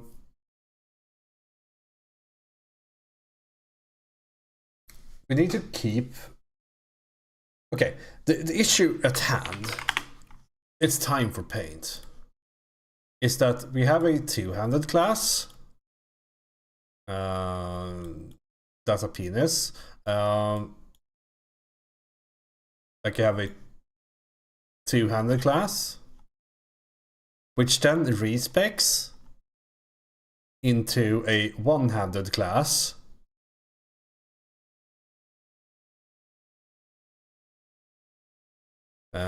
Which now we have two weapons here, like a sword and a shield. And if you then go... Okay, and if you then spend channel points to upgrade the shield, those upgrades should then also apply if respec back to a two-handed class. So, one way of doing that is to cut the two-handed weapon into two. So, you make logic that... You can do this in so many ways. And this is the difficult part, right? Like, say we have 500 points here. Like, how should those be spread out on two things? If you go this way, what will the... Okay, we also have three different inputs, which is upgrade main hand, upgrade offhand, upgrade armor, which is not part of this, but you know, it's for completion's sake. Like, upgrading main hand makes sense to, like, which one it points to. What if you have a two-handed weapon and upgrade it offhand? Like, where should those points go? It makes a lot of sense here, but I guess they should also go here, which means that we could split this into two.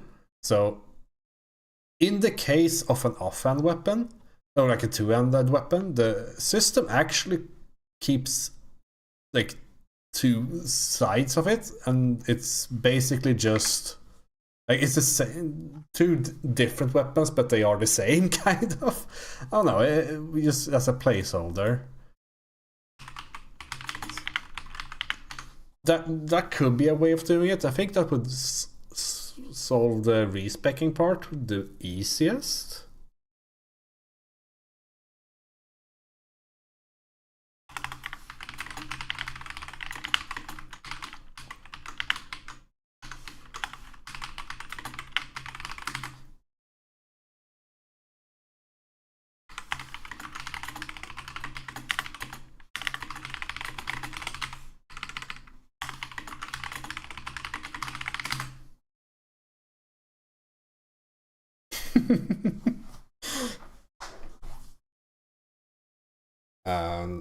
I don't know how deep I can make my voice.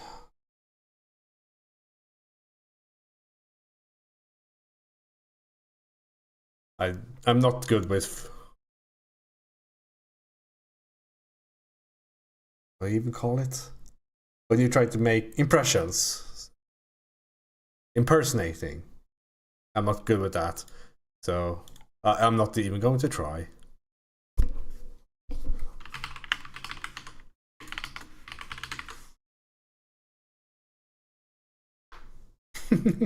Yeah, again, it's just walking you through the process. And this is literally programming. How the fuck do you set this up? Writing the actual text isn't difficult. This shit is difficult because you should, like, I mean, it's just a small personal project now, but imagine this is Path of Exile. And now it's 15 years later. These things still matter. That's the really, really annoying part about programming. That you try to like make something that works today that isn't going to break tomorrow. And you don't know at all what tomorrow will be. And this is what we call tech debt. That choices of the yesterday does not make sense today.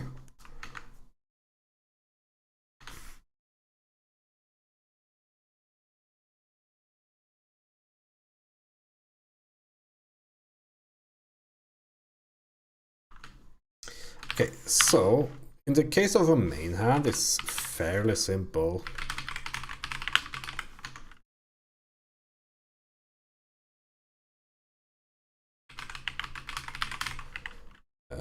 Let's put 10 here. Yeah, the OS is a bit worse even than I would imagine.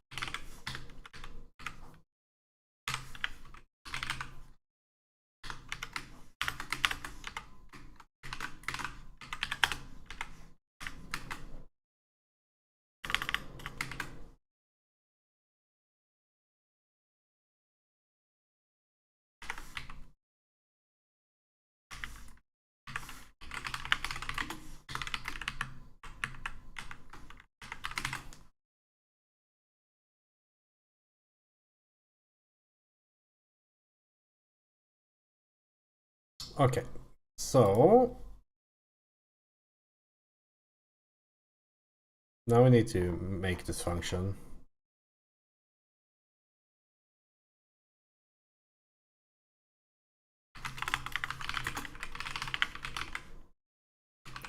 I guess we could make this a lazy function.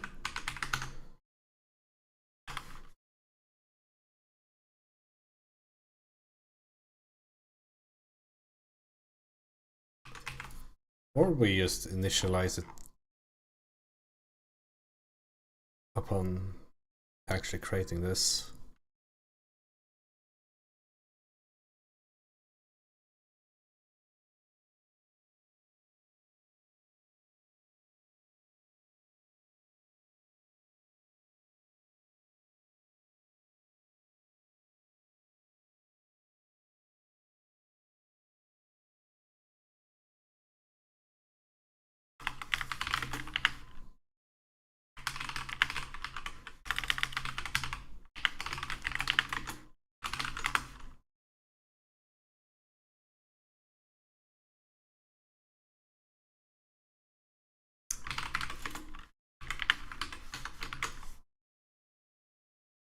This could be a bit of a function.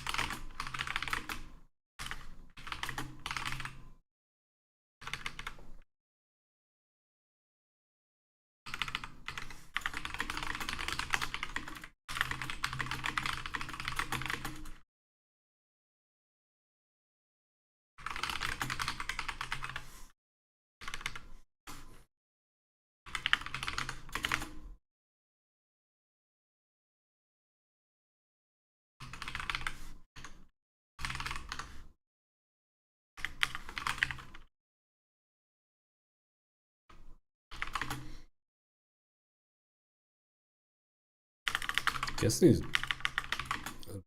base. We have some base damage on the character. Don't need the base value.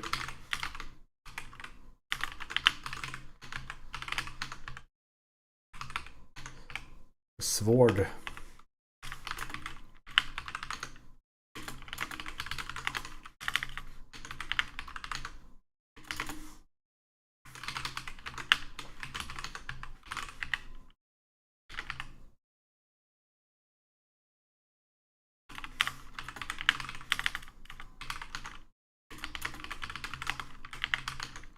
Well, this is gonna be such a boring function to write.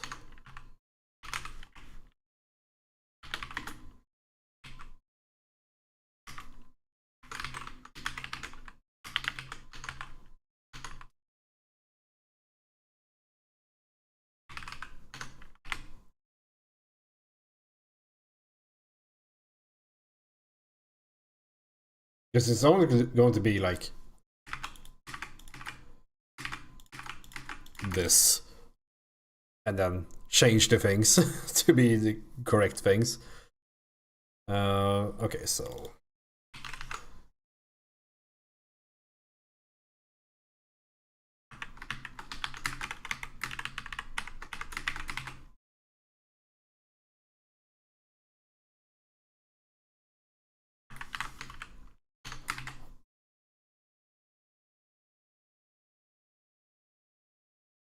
and I can't really make it into a function either because each of these would be slightly different.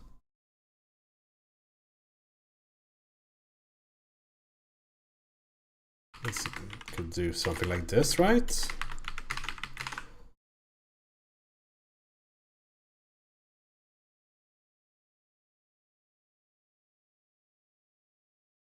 I hate those things.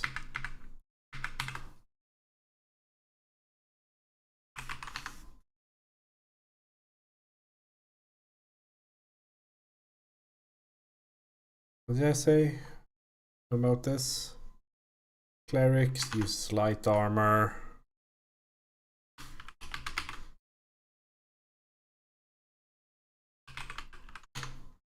Thief uses dual wield.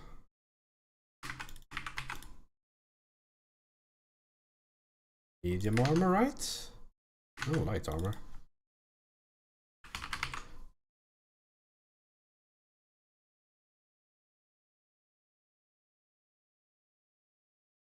The paladin uses mace and shield. Heavy armor, I think. Yeah, Crusader two-handed mace and no shield.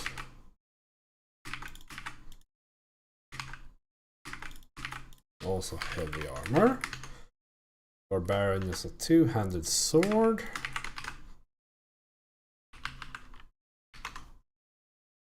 Heavy armor. This is completely unreadable.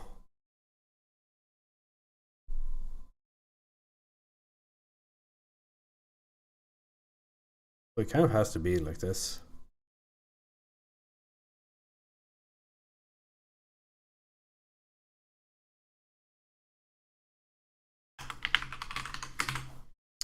This will do stuff here, but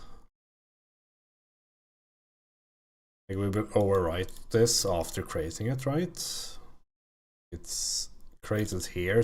After this point, they have their data, like default data, and then we just overwrite it. But I don't want to do like another call down here just in case. It's better to do more work, I think.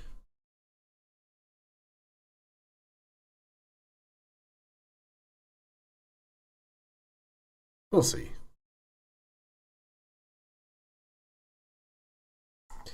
We need a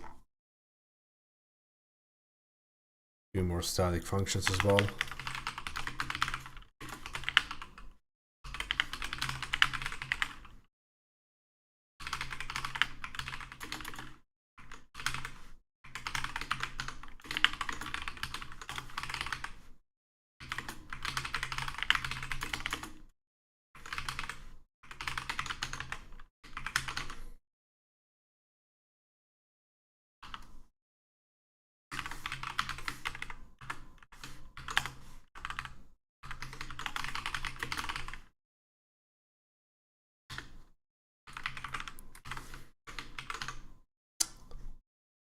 Can't do fall throughs.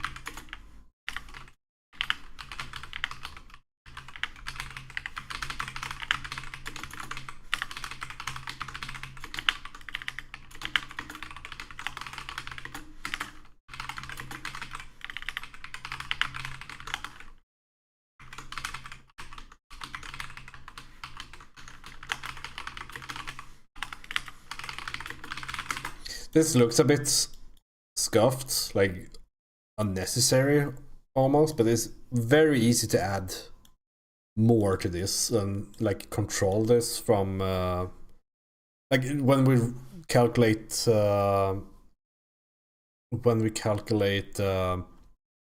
and all that, like we just call this function, and then it's very easy to add more dual wield or two-handed classes.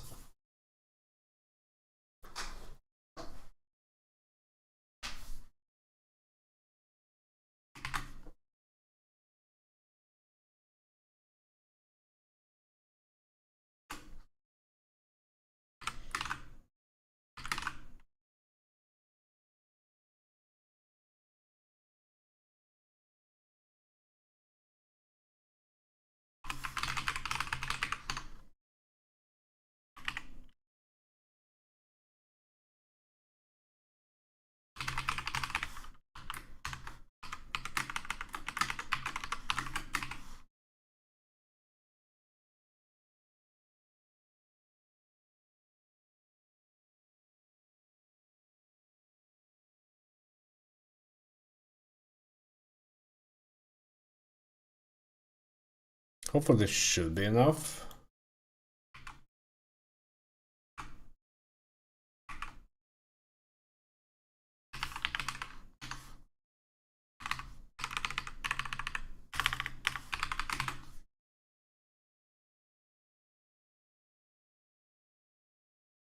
It's not finished yet because we're going to do some like fun things with the gear score, I think.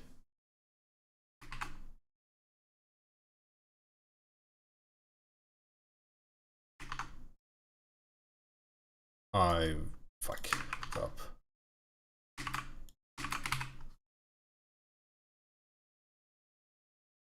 It's fine. Okay.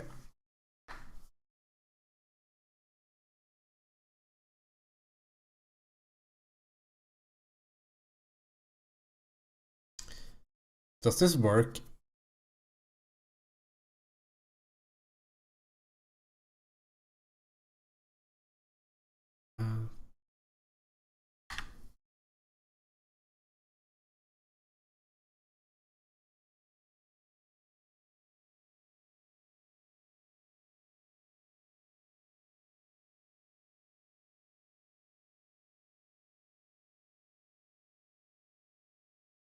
Yeah, this should actually just work. This running.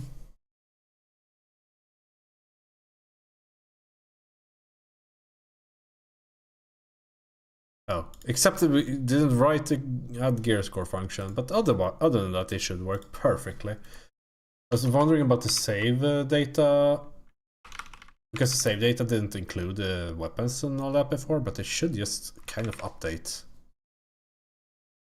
through the magic of code.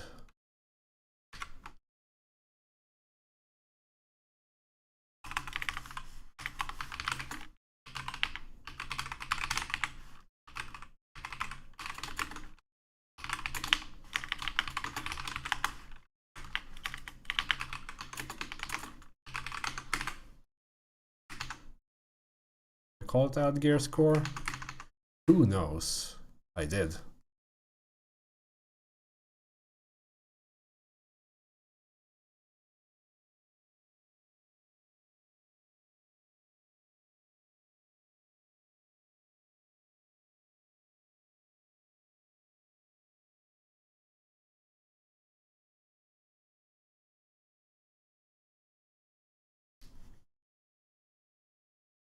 Still have my save file here.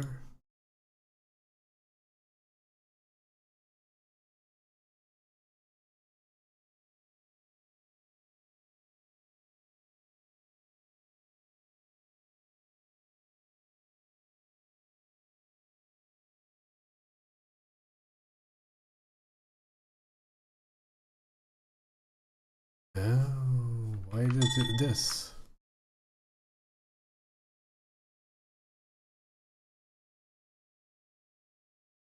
Am I saying the wrong thing?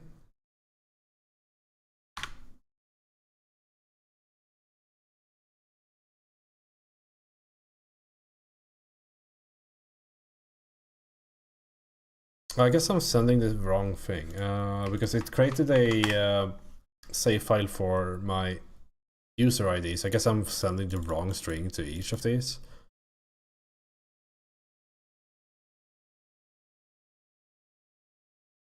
I guess I could make a type for Twitch user so we don't do that in the future, because the issue is that they're both strings, right?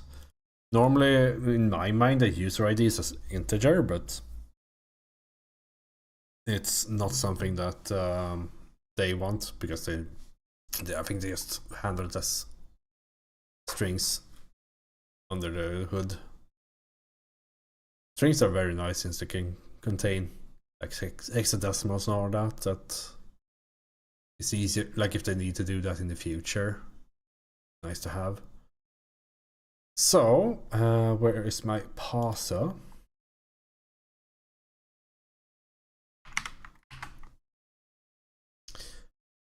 That should be it.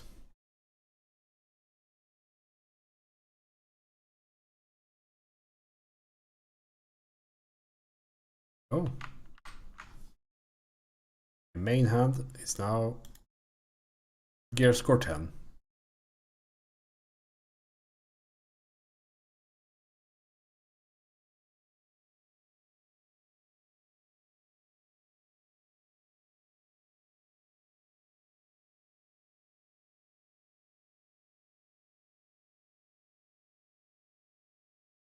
actually need to answer an email.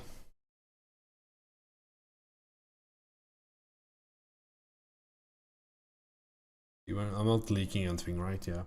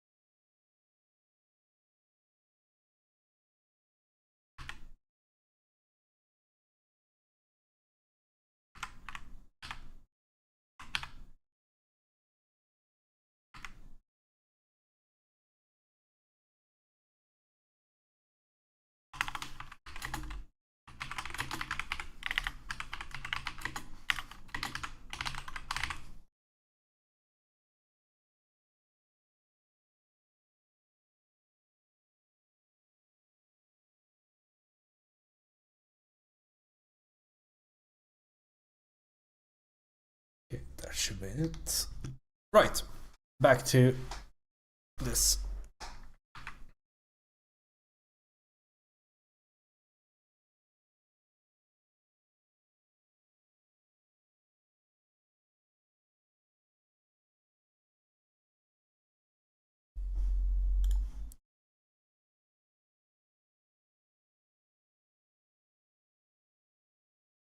So let's see. What do I want to do with my life? I want to close that file. There is like I want to also kind of update this to set it to be handled. Like there's one thing that's really important to me that I want to get right, and that is that like even if someone redeems something while the game isn't running, it should fix that when the game starts up again. Or like the Godot program starts up again. Like it should parse like, oh, what the list of available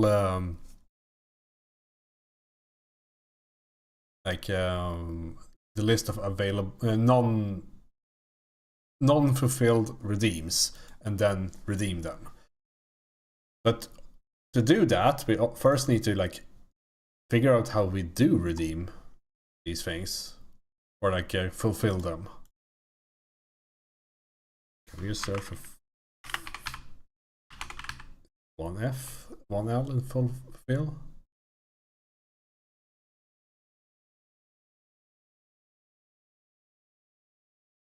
Da, da, da, da, da, da, da.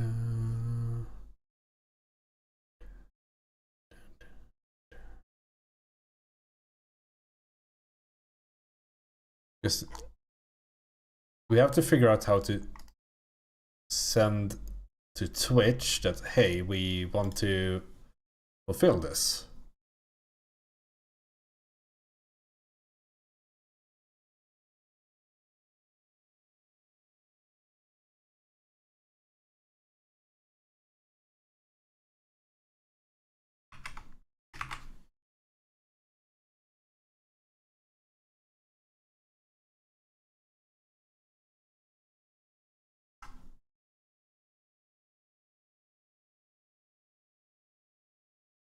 So here's the states at least.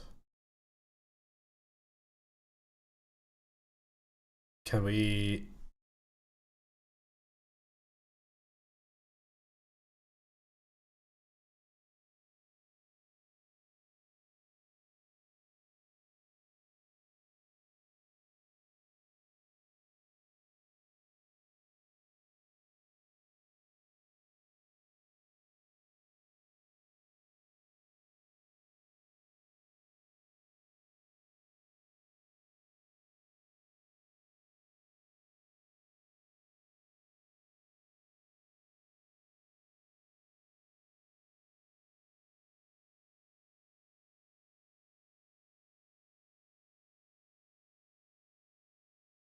Because up until now I haven't really... This looks good. Let's save that. I haven't really like called functions in Twitcher. There's one thing that does, I think, which is this. Let's see.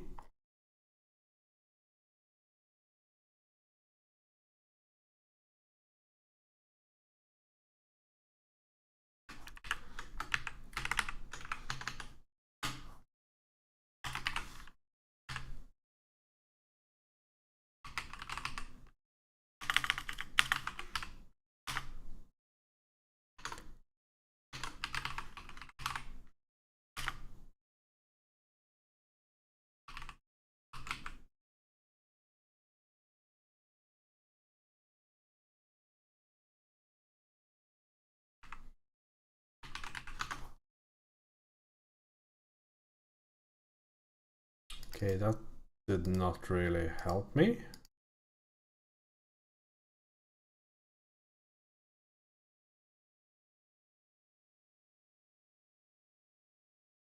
Theme listener. Do we get this?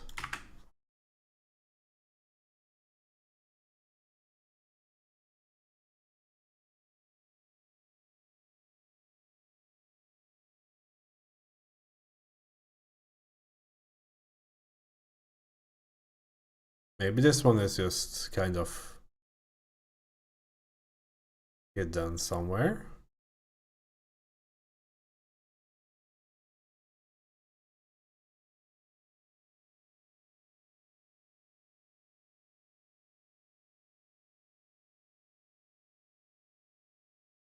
Just I get this one at least. So redeemed emit does happen.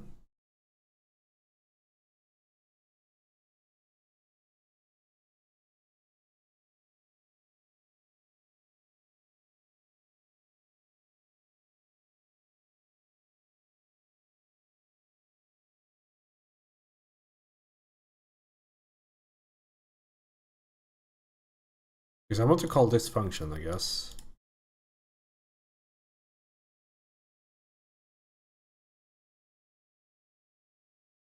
We get a Twitch reward.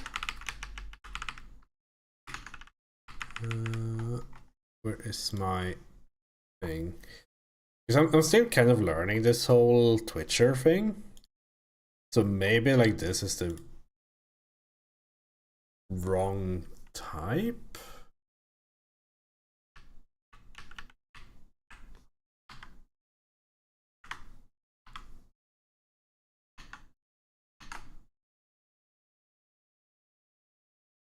Because how do I get this?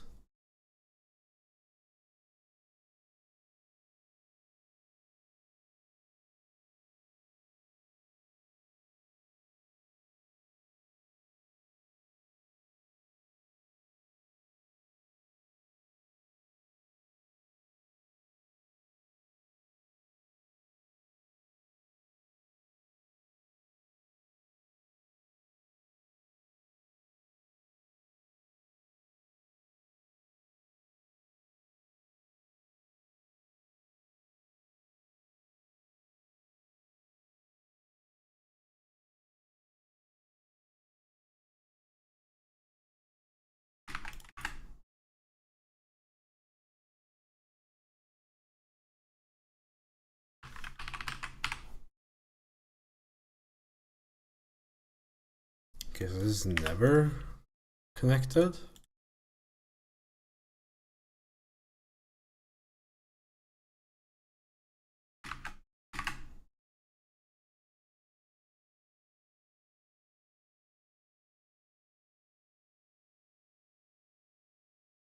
Are you supposed to create these?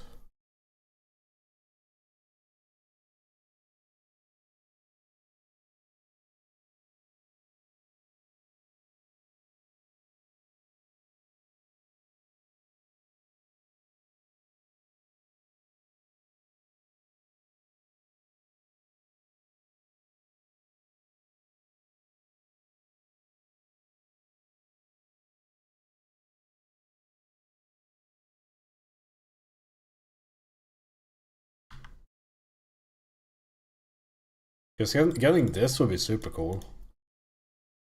Like an object-oriented way of doing this.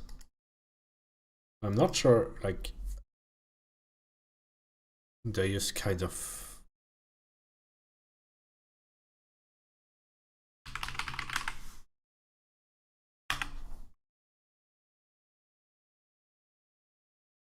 Yeah, we can't create that, it looks like. Then switcher. Node.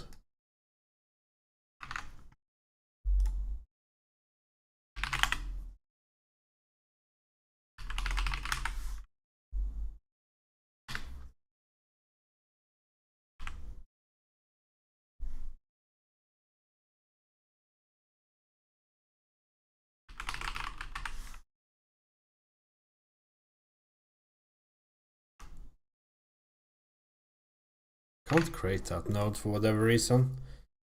Wonder why.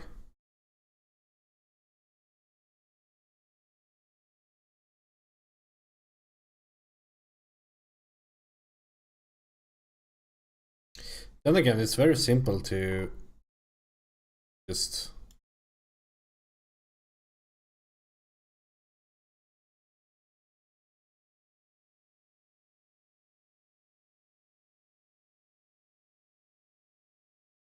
Okay, so this is the thing we do need.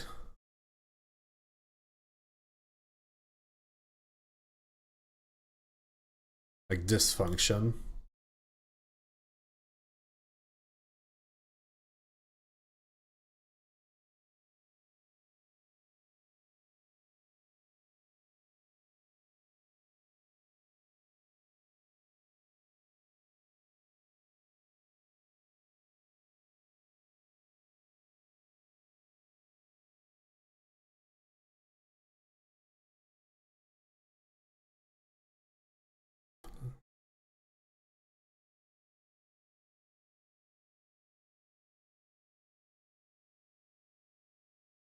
Just join this. Our code, comrade.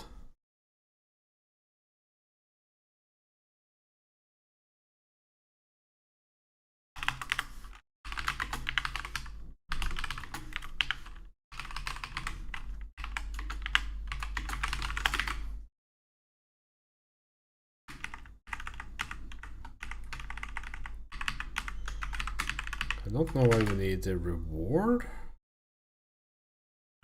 Or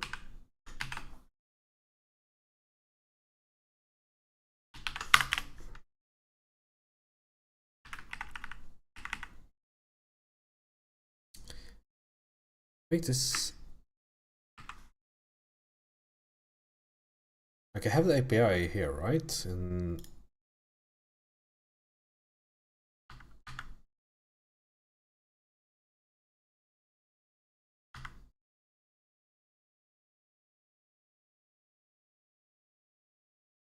do they get the API from? Yoink.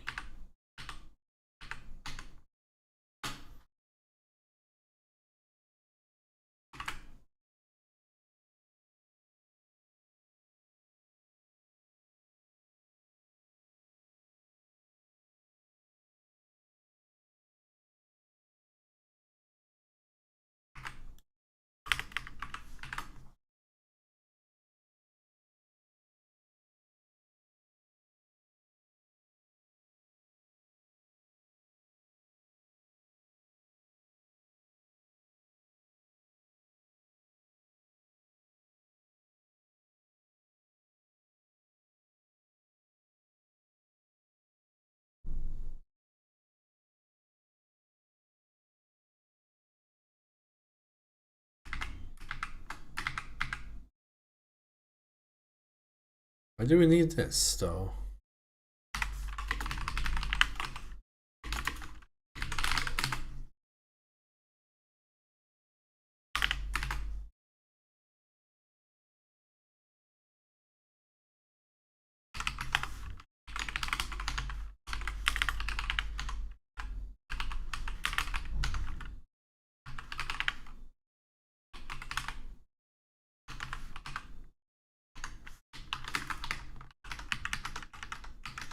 sure this hard-coded thing will never fail. But that's a line and a half.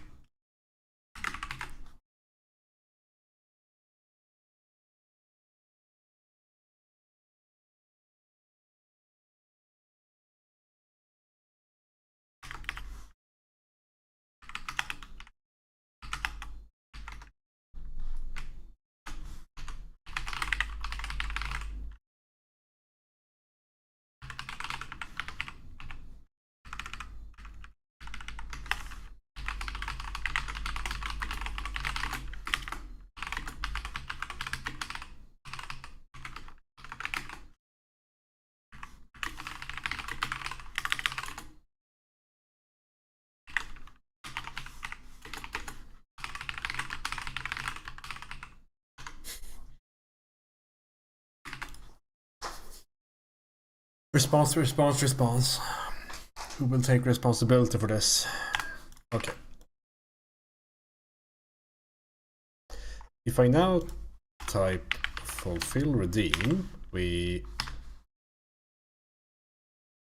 reward ID. Because that's not correct then.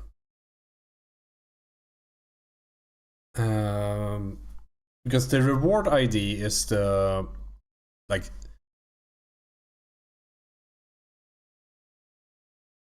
this specific menu element. Each of these has an ID, and the reward ID contains that. And then you, on top of that, have a redemption ID, I suppose, which is this, I think.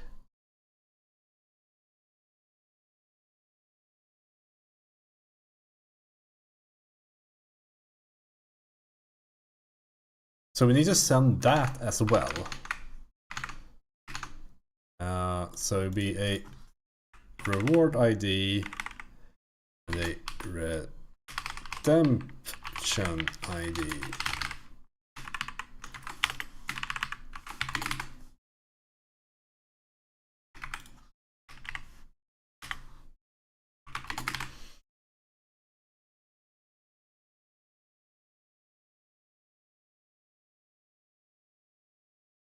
Although I'm half tempted to just use their type and create it myself.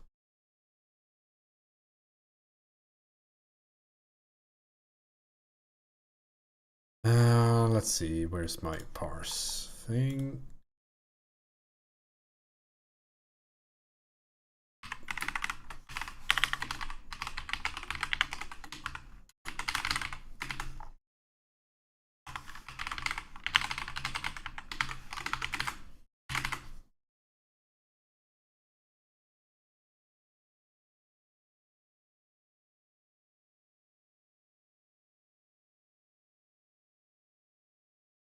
All right, so let's do this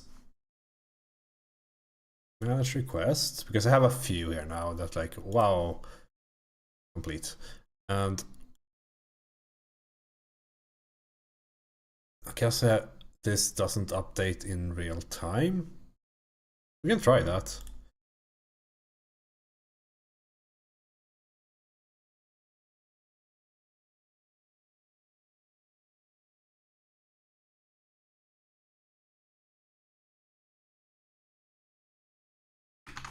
Even try to run.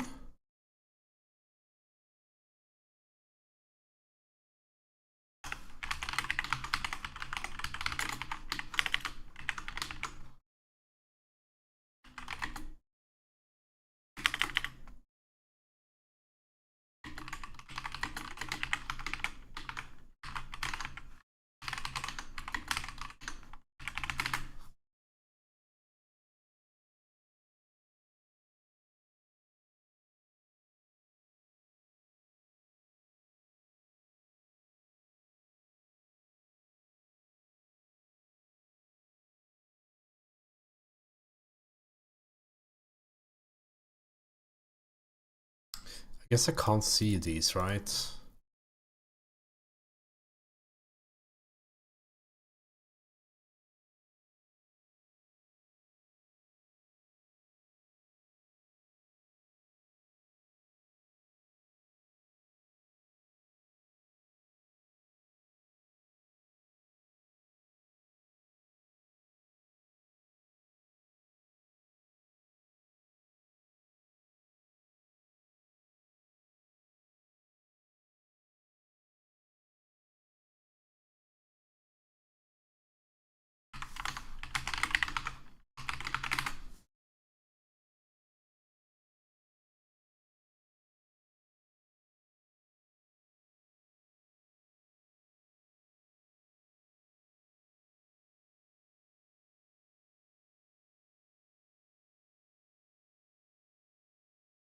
It's not just like... Well, they're still not fulfilled.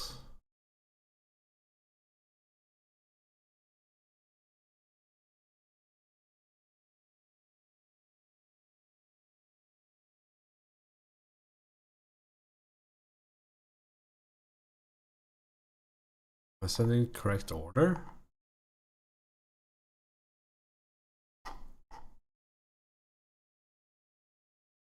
Redemption ID is the first one, and that's the one that changes, and the reward ID is not.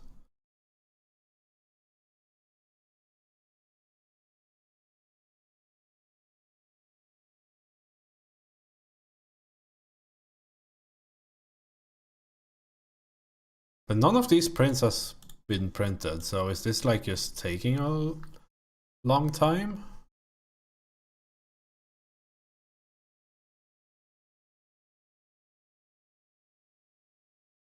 Or like timing out? Maybe I need to... hold on, I might have to do this off screen. Because it could be that I need to request those permissions. Let's see. Channel manage redemptions.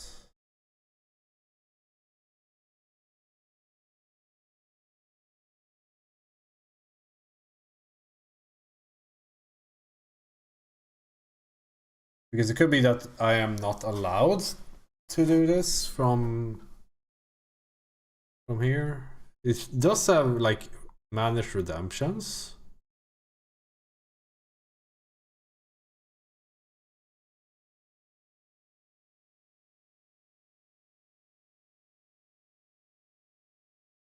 I don't know if it's a moderation tool. Let's see.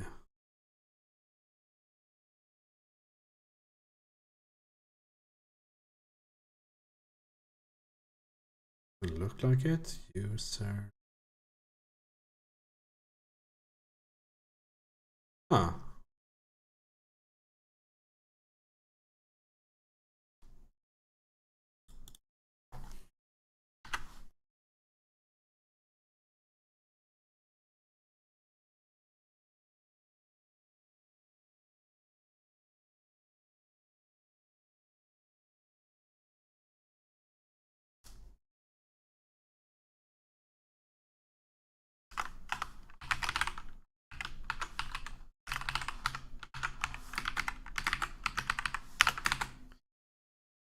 Let's just make sure this works. So nice that they have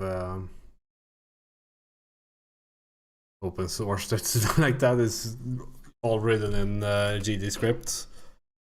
It's easy to modify it.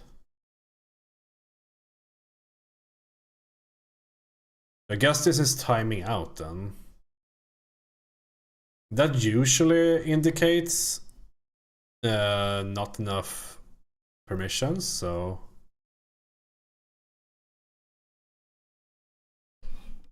I don't know.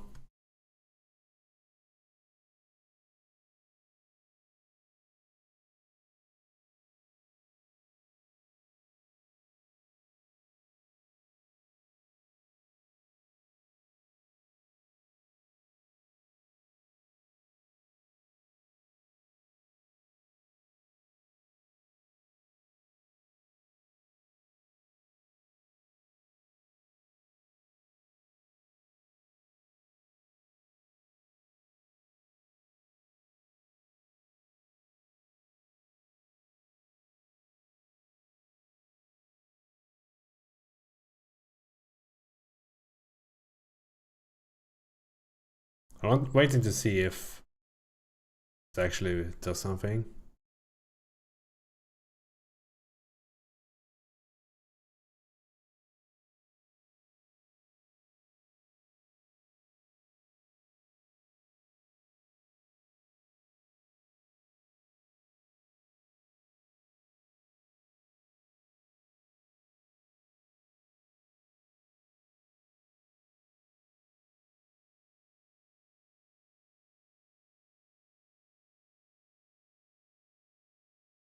I don't know what the timeout period is for this, but I guess it's like a minute or something.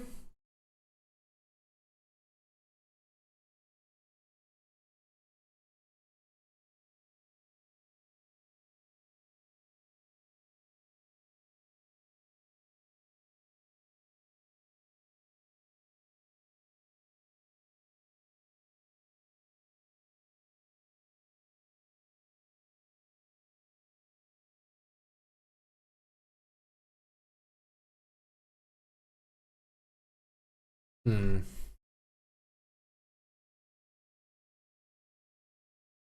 Yeah, nothing yet. Let me double check more in this Twitch servers thing. And like, should 30 seconds even.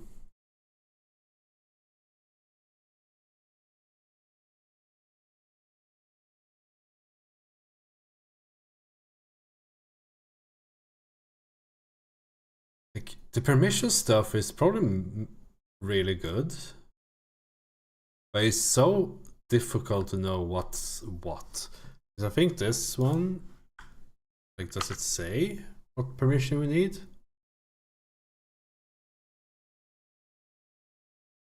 Maybe this does. Let's go there. Oh, it went there 3 times, but only opened Firefox the 3rd time.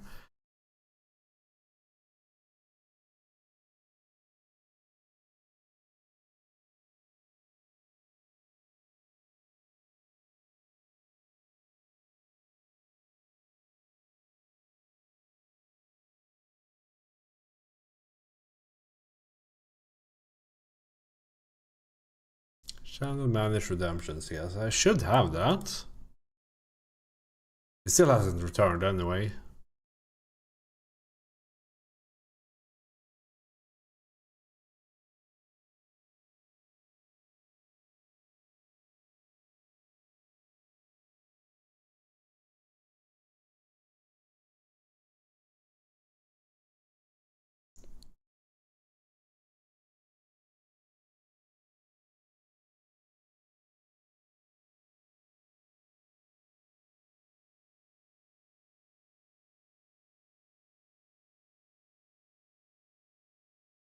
Well, I should get it for free back.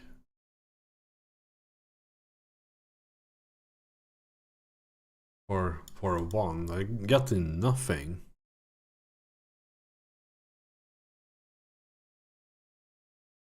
This is the annoying part about working towards a web server, because I have no idea why this happens.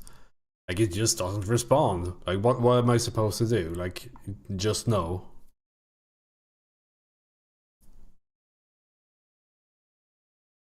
So I'm not getting this response at all.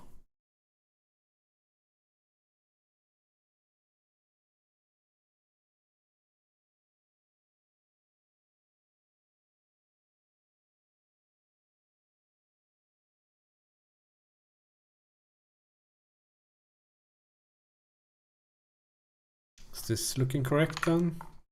Because I suppose it wouldn't.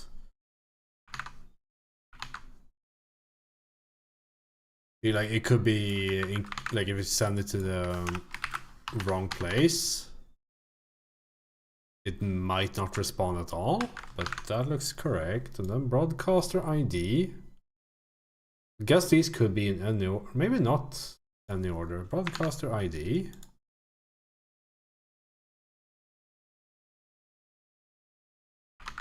That could be it. I don't know if this is like the parameters are. No, they have to be. You should be able to do anything in any order, because they type it out as ID, broadcaster ID, reward ID, but in this example they have broadcaster ID first.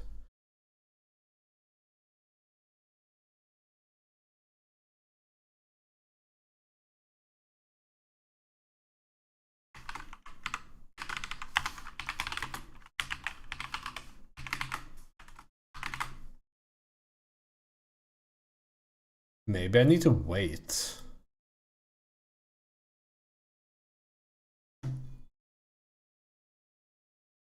Let's just redo one. The start here. Maybe I'm doing it too fast, so it like doesn't exist or something. This is, let's see, redemption ID is this. And reward ID is this.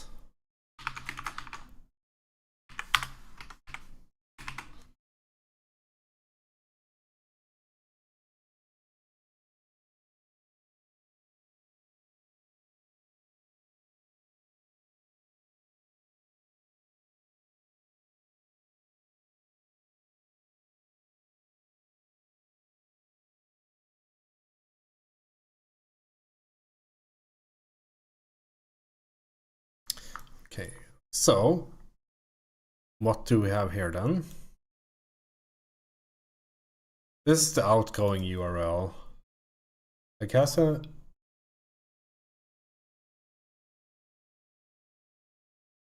should have.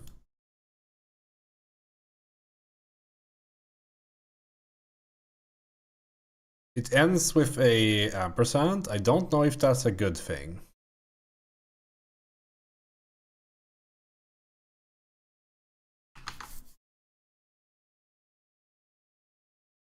Let's make sure we first.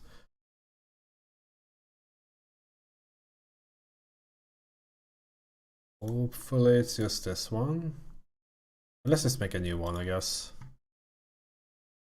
So we know which one this is.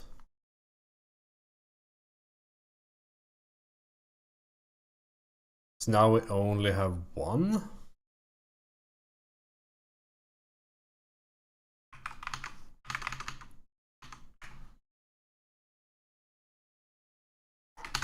Because then we should be able to like see when it is removed from the list.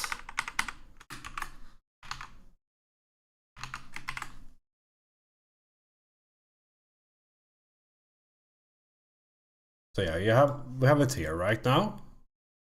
Now let's, and if we start it again, I think we instantly fail this, so to say. Like it just gets stuck, and it's still here. We don't get the callback or anything.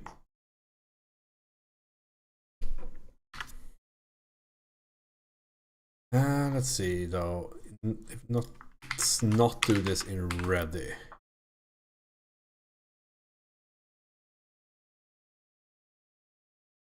I think there is a, I don't have a, okay, let's put it back for now. System register.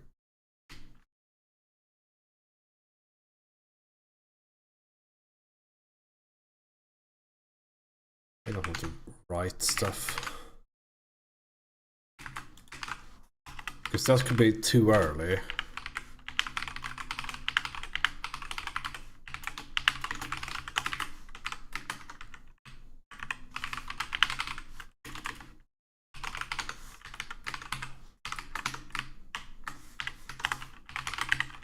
And we will see the prints.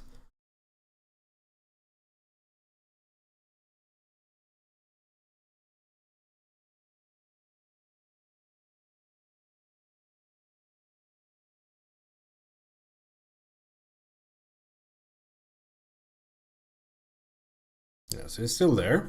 Okay, but it should now be trying to fulfill this on every startup, so we can like muck about with the code a bit. I am wondering about this trailing ampersand.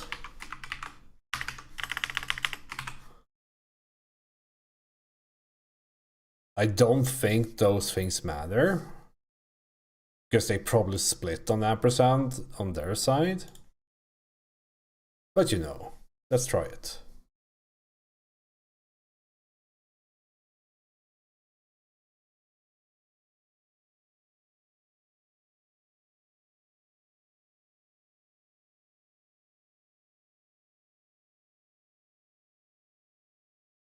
does seem to have done anything. Let's just refresh this. No, it didn't do anything. Okay. That made no difference at all. Now we know.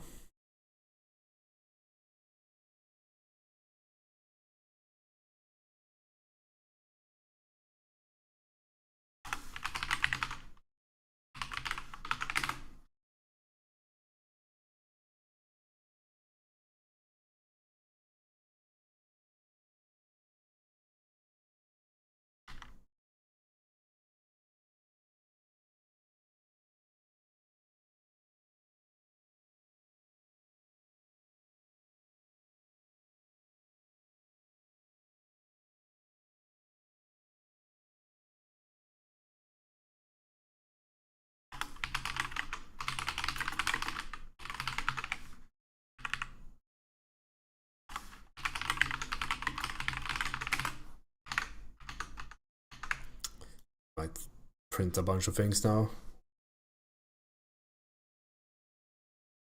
Yeah.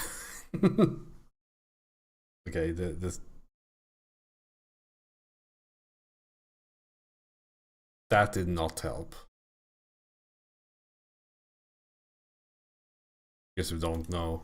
I guess too general function to write something like this in, I would imagine, because it's just everything that requests goes through this. And I'm hesitant to start printing paths and whatnot, since this is here. Let's not print a token on stream. We already done that once.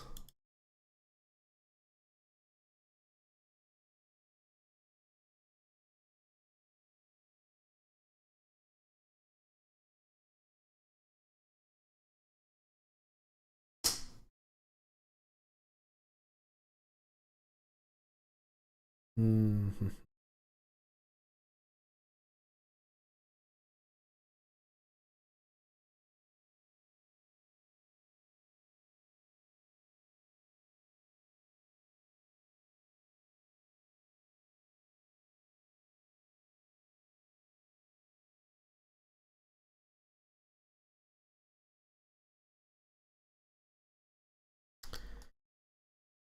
I don't like the idea of trying to debug what the Twitcher. I think the problem is on my side.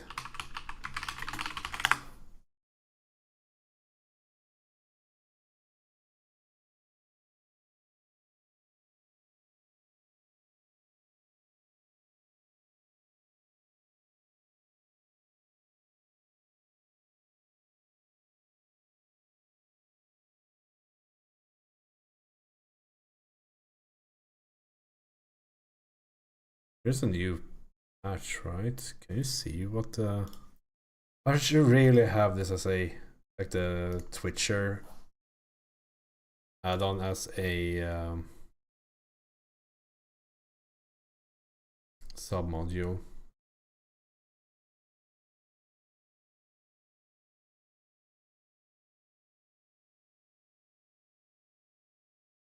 See the version I'm on? 2.2. Okay, there's been 2 versions, major versions. Maybe I should just update.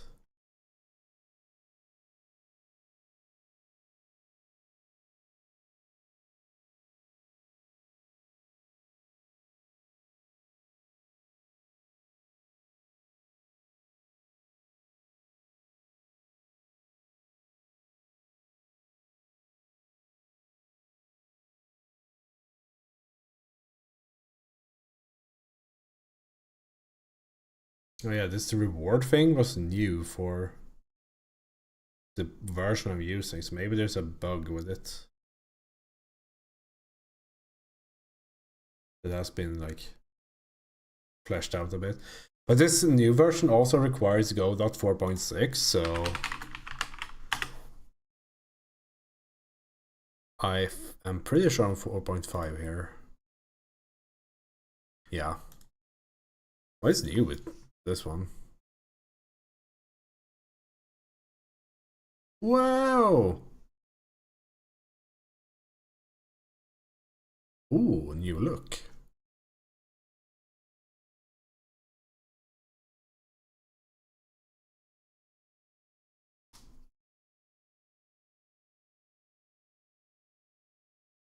Jolt physics.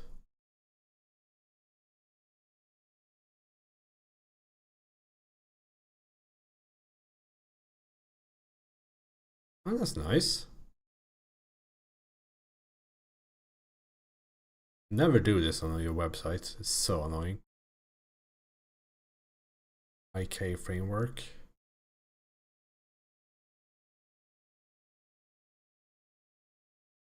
Oh.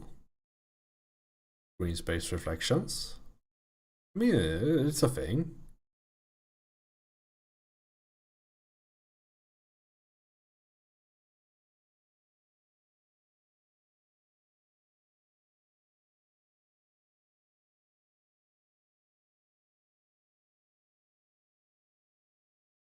That's nice.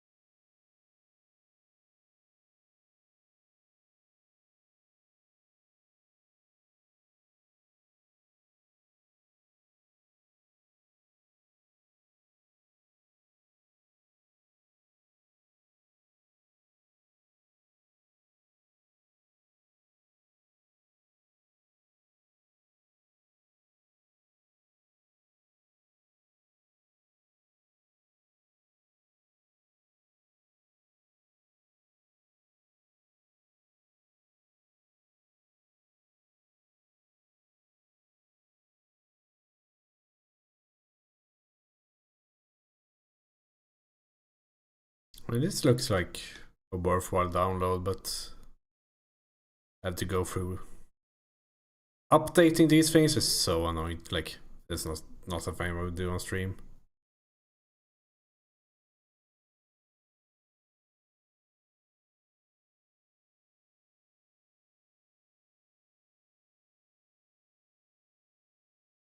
Finally, this is so nice.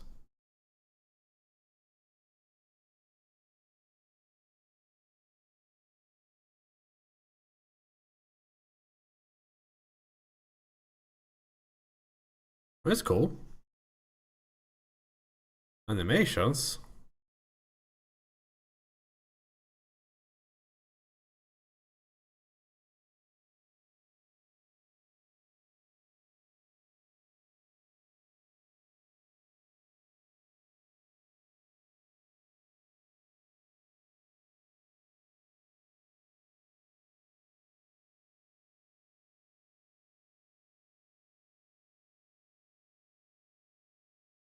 Are they like editor? Oh, that's decent. Very important.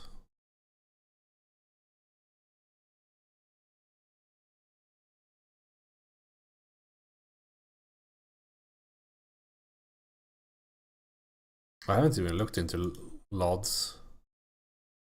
I really used to have a pretty decent system, or when I last looked at it.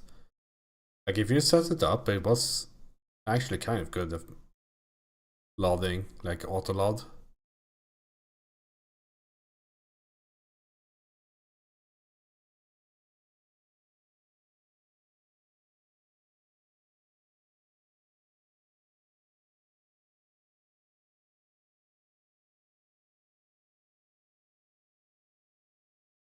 I don't know.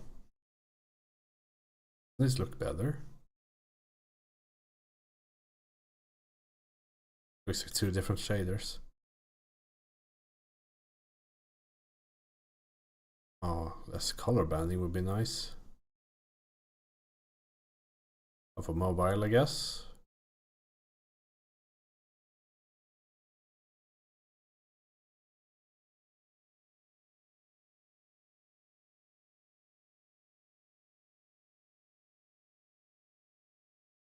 Android? Oh.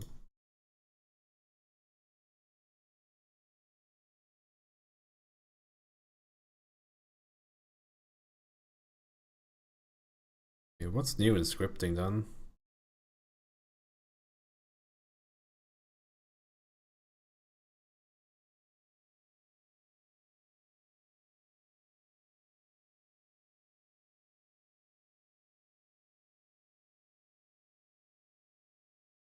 I haven't worked with this, but it looks good. GD extensions in general I don't really work with. Step out of button. I'm not using the debugger enough. Like I've been, I should be using it, but I don't know if it works if you use VS Code. That's the issue.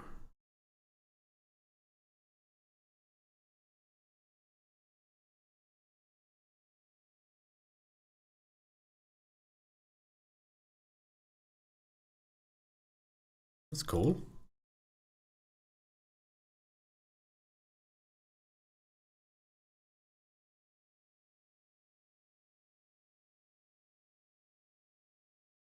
This is something.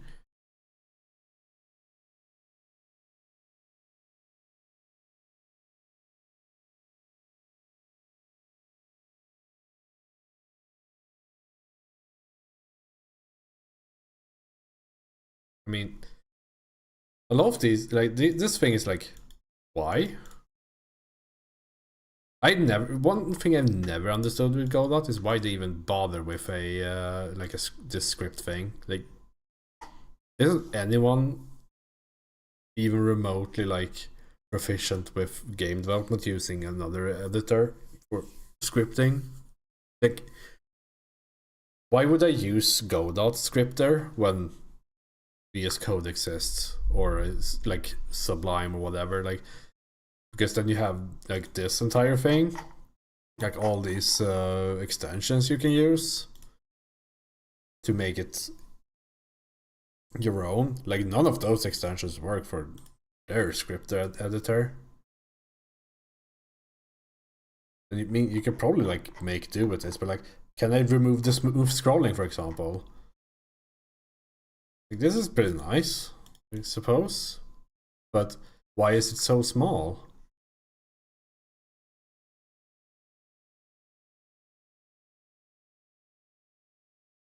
Okay, now it's big. How do I open a file that I am not in?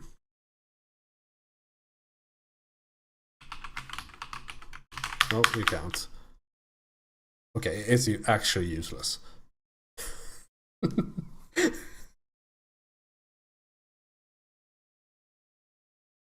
Yeah, I should update and all that. But that's an off-stream thing. I'll call it here.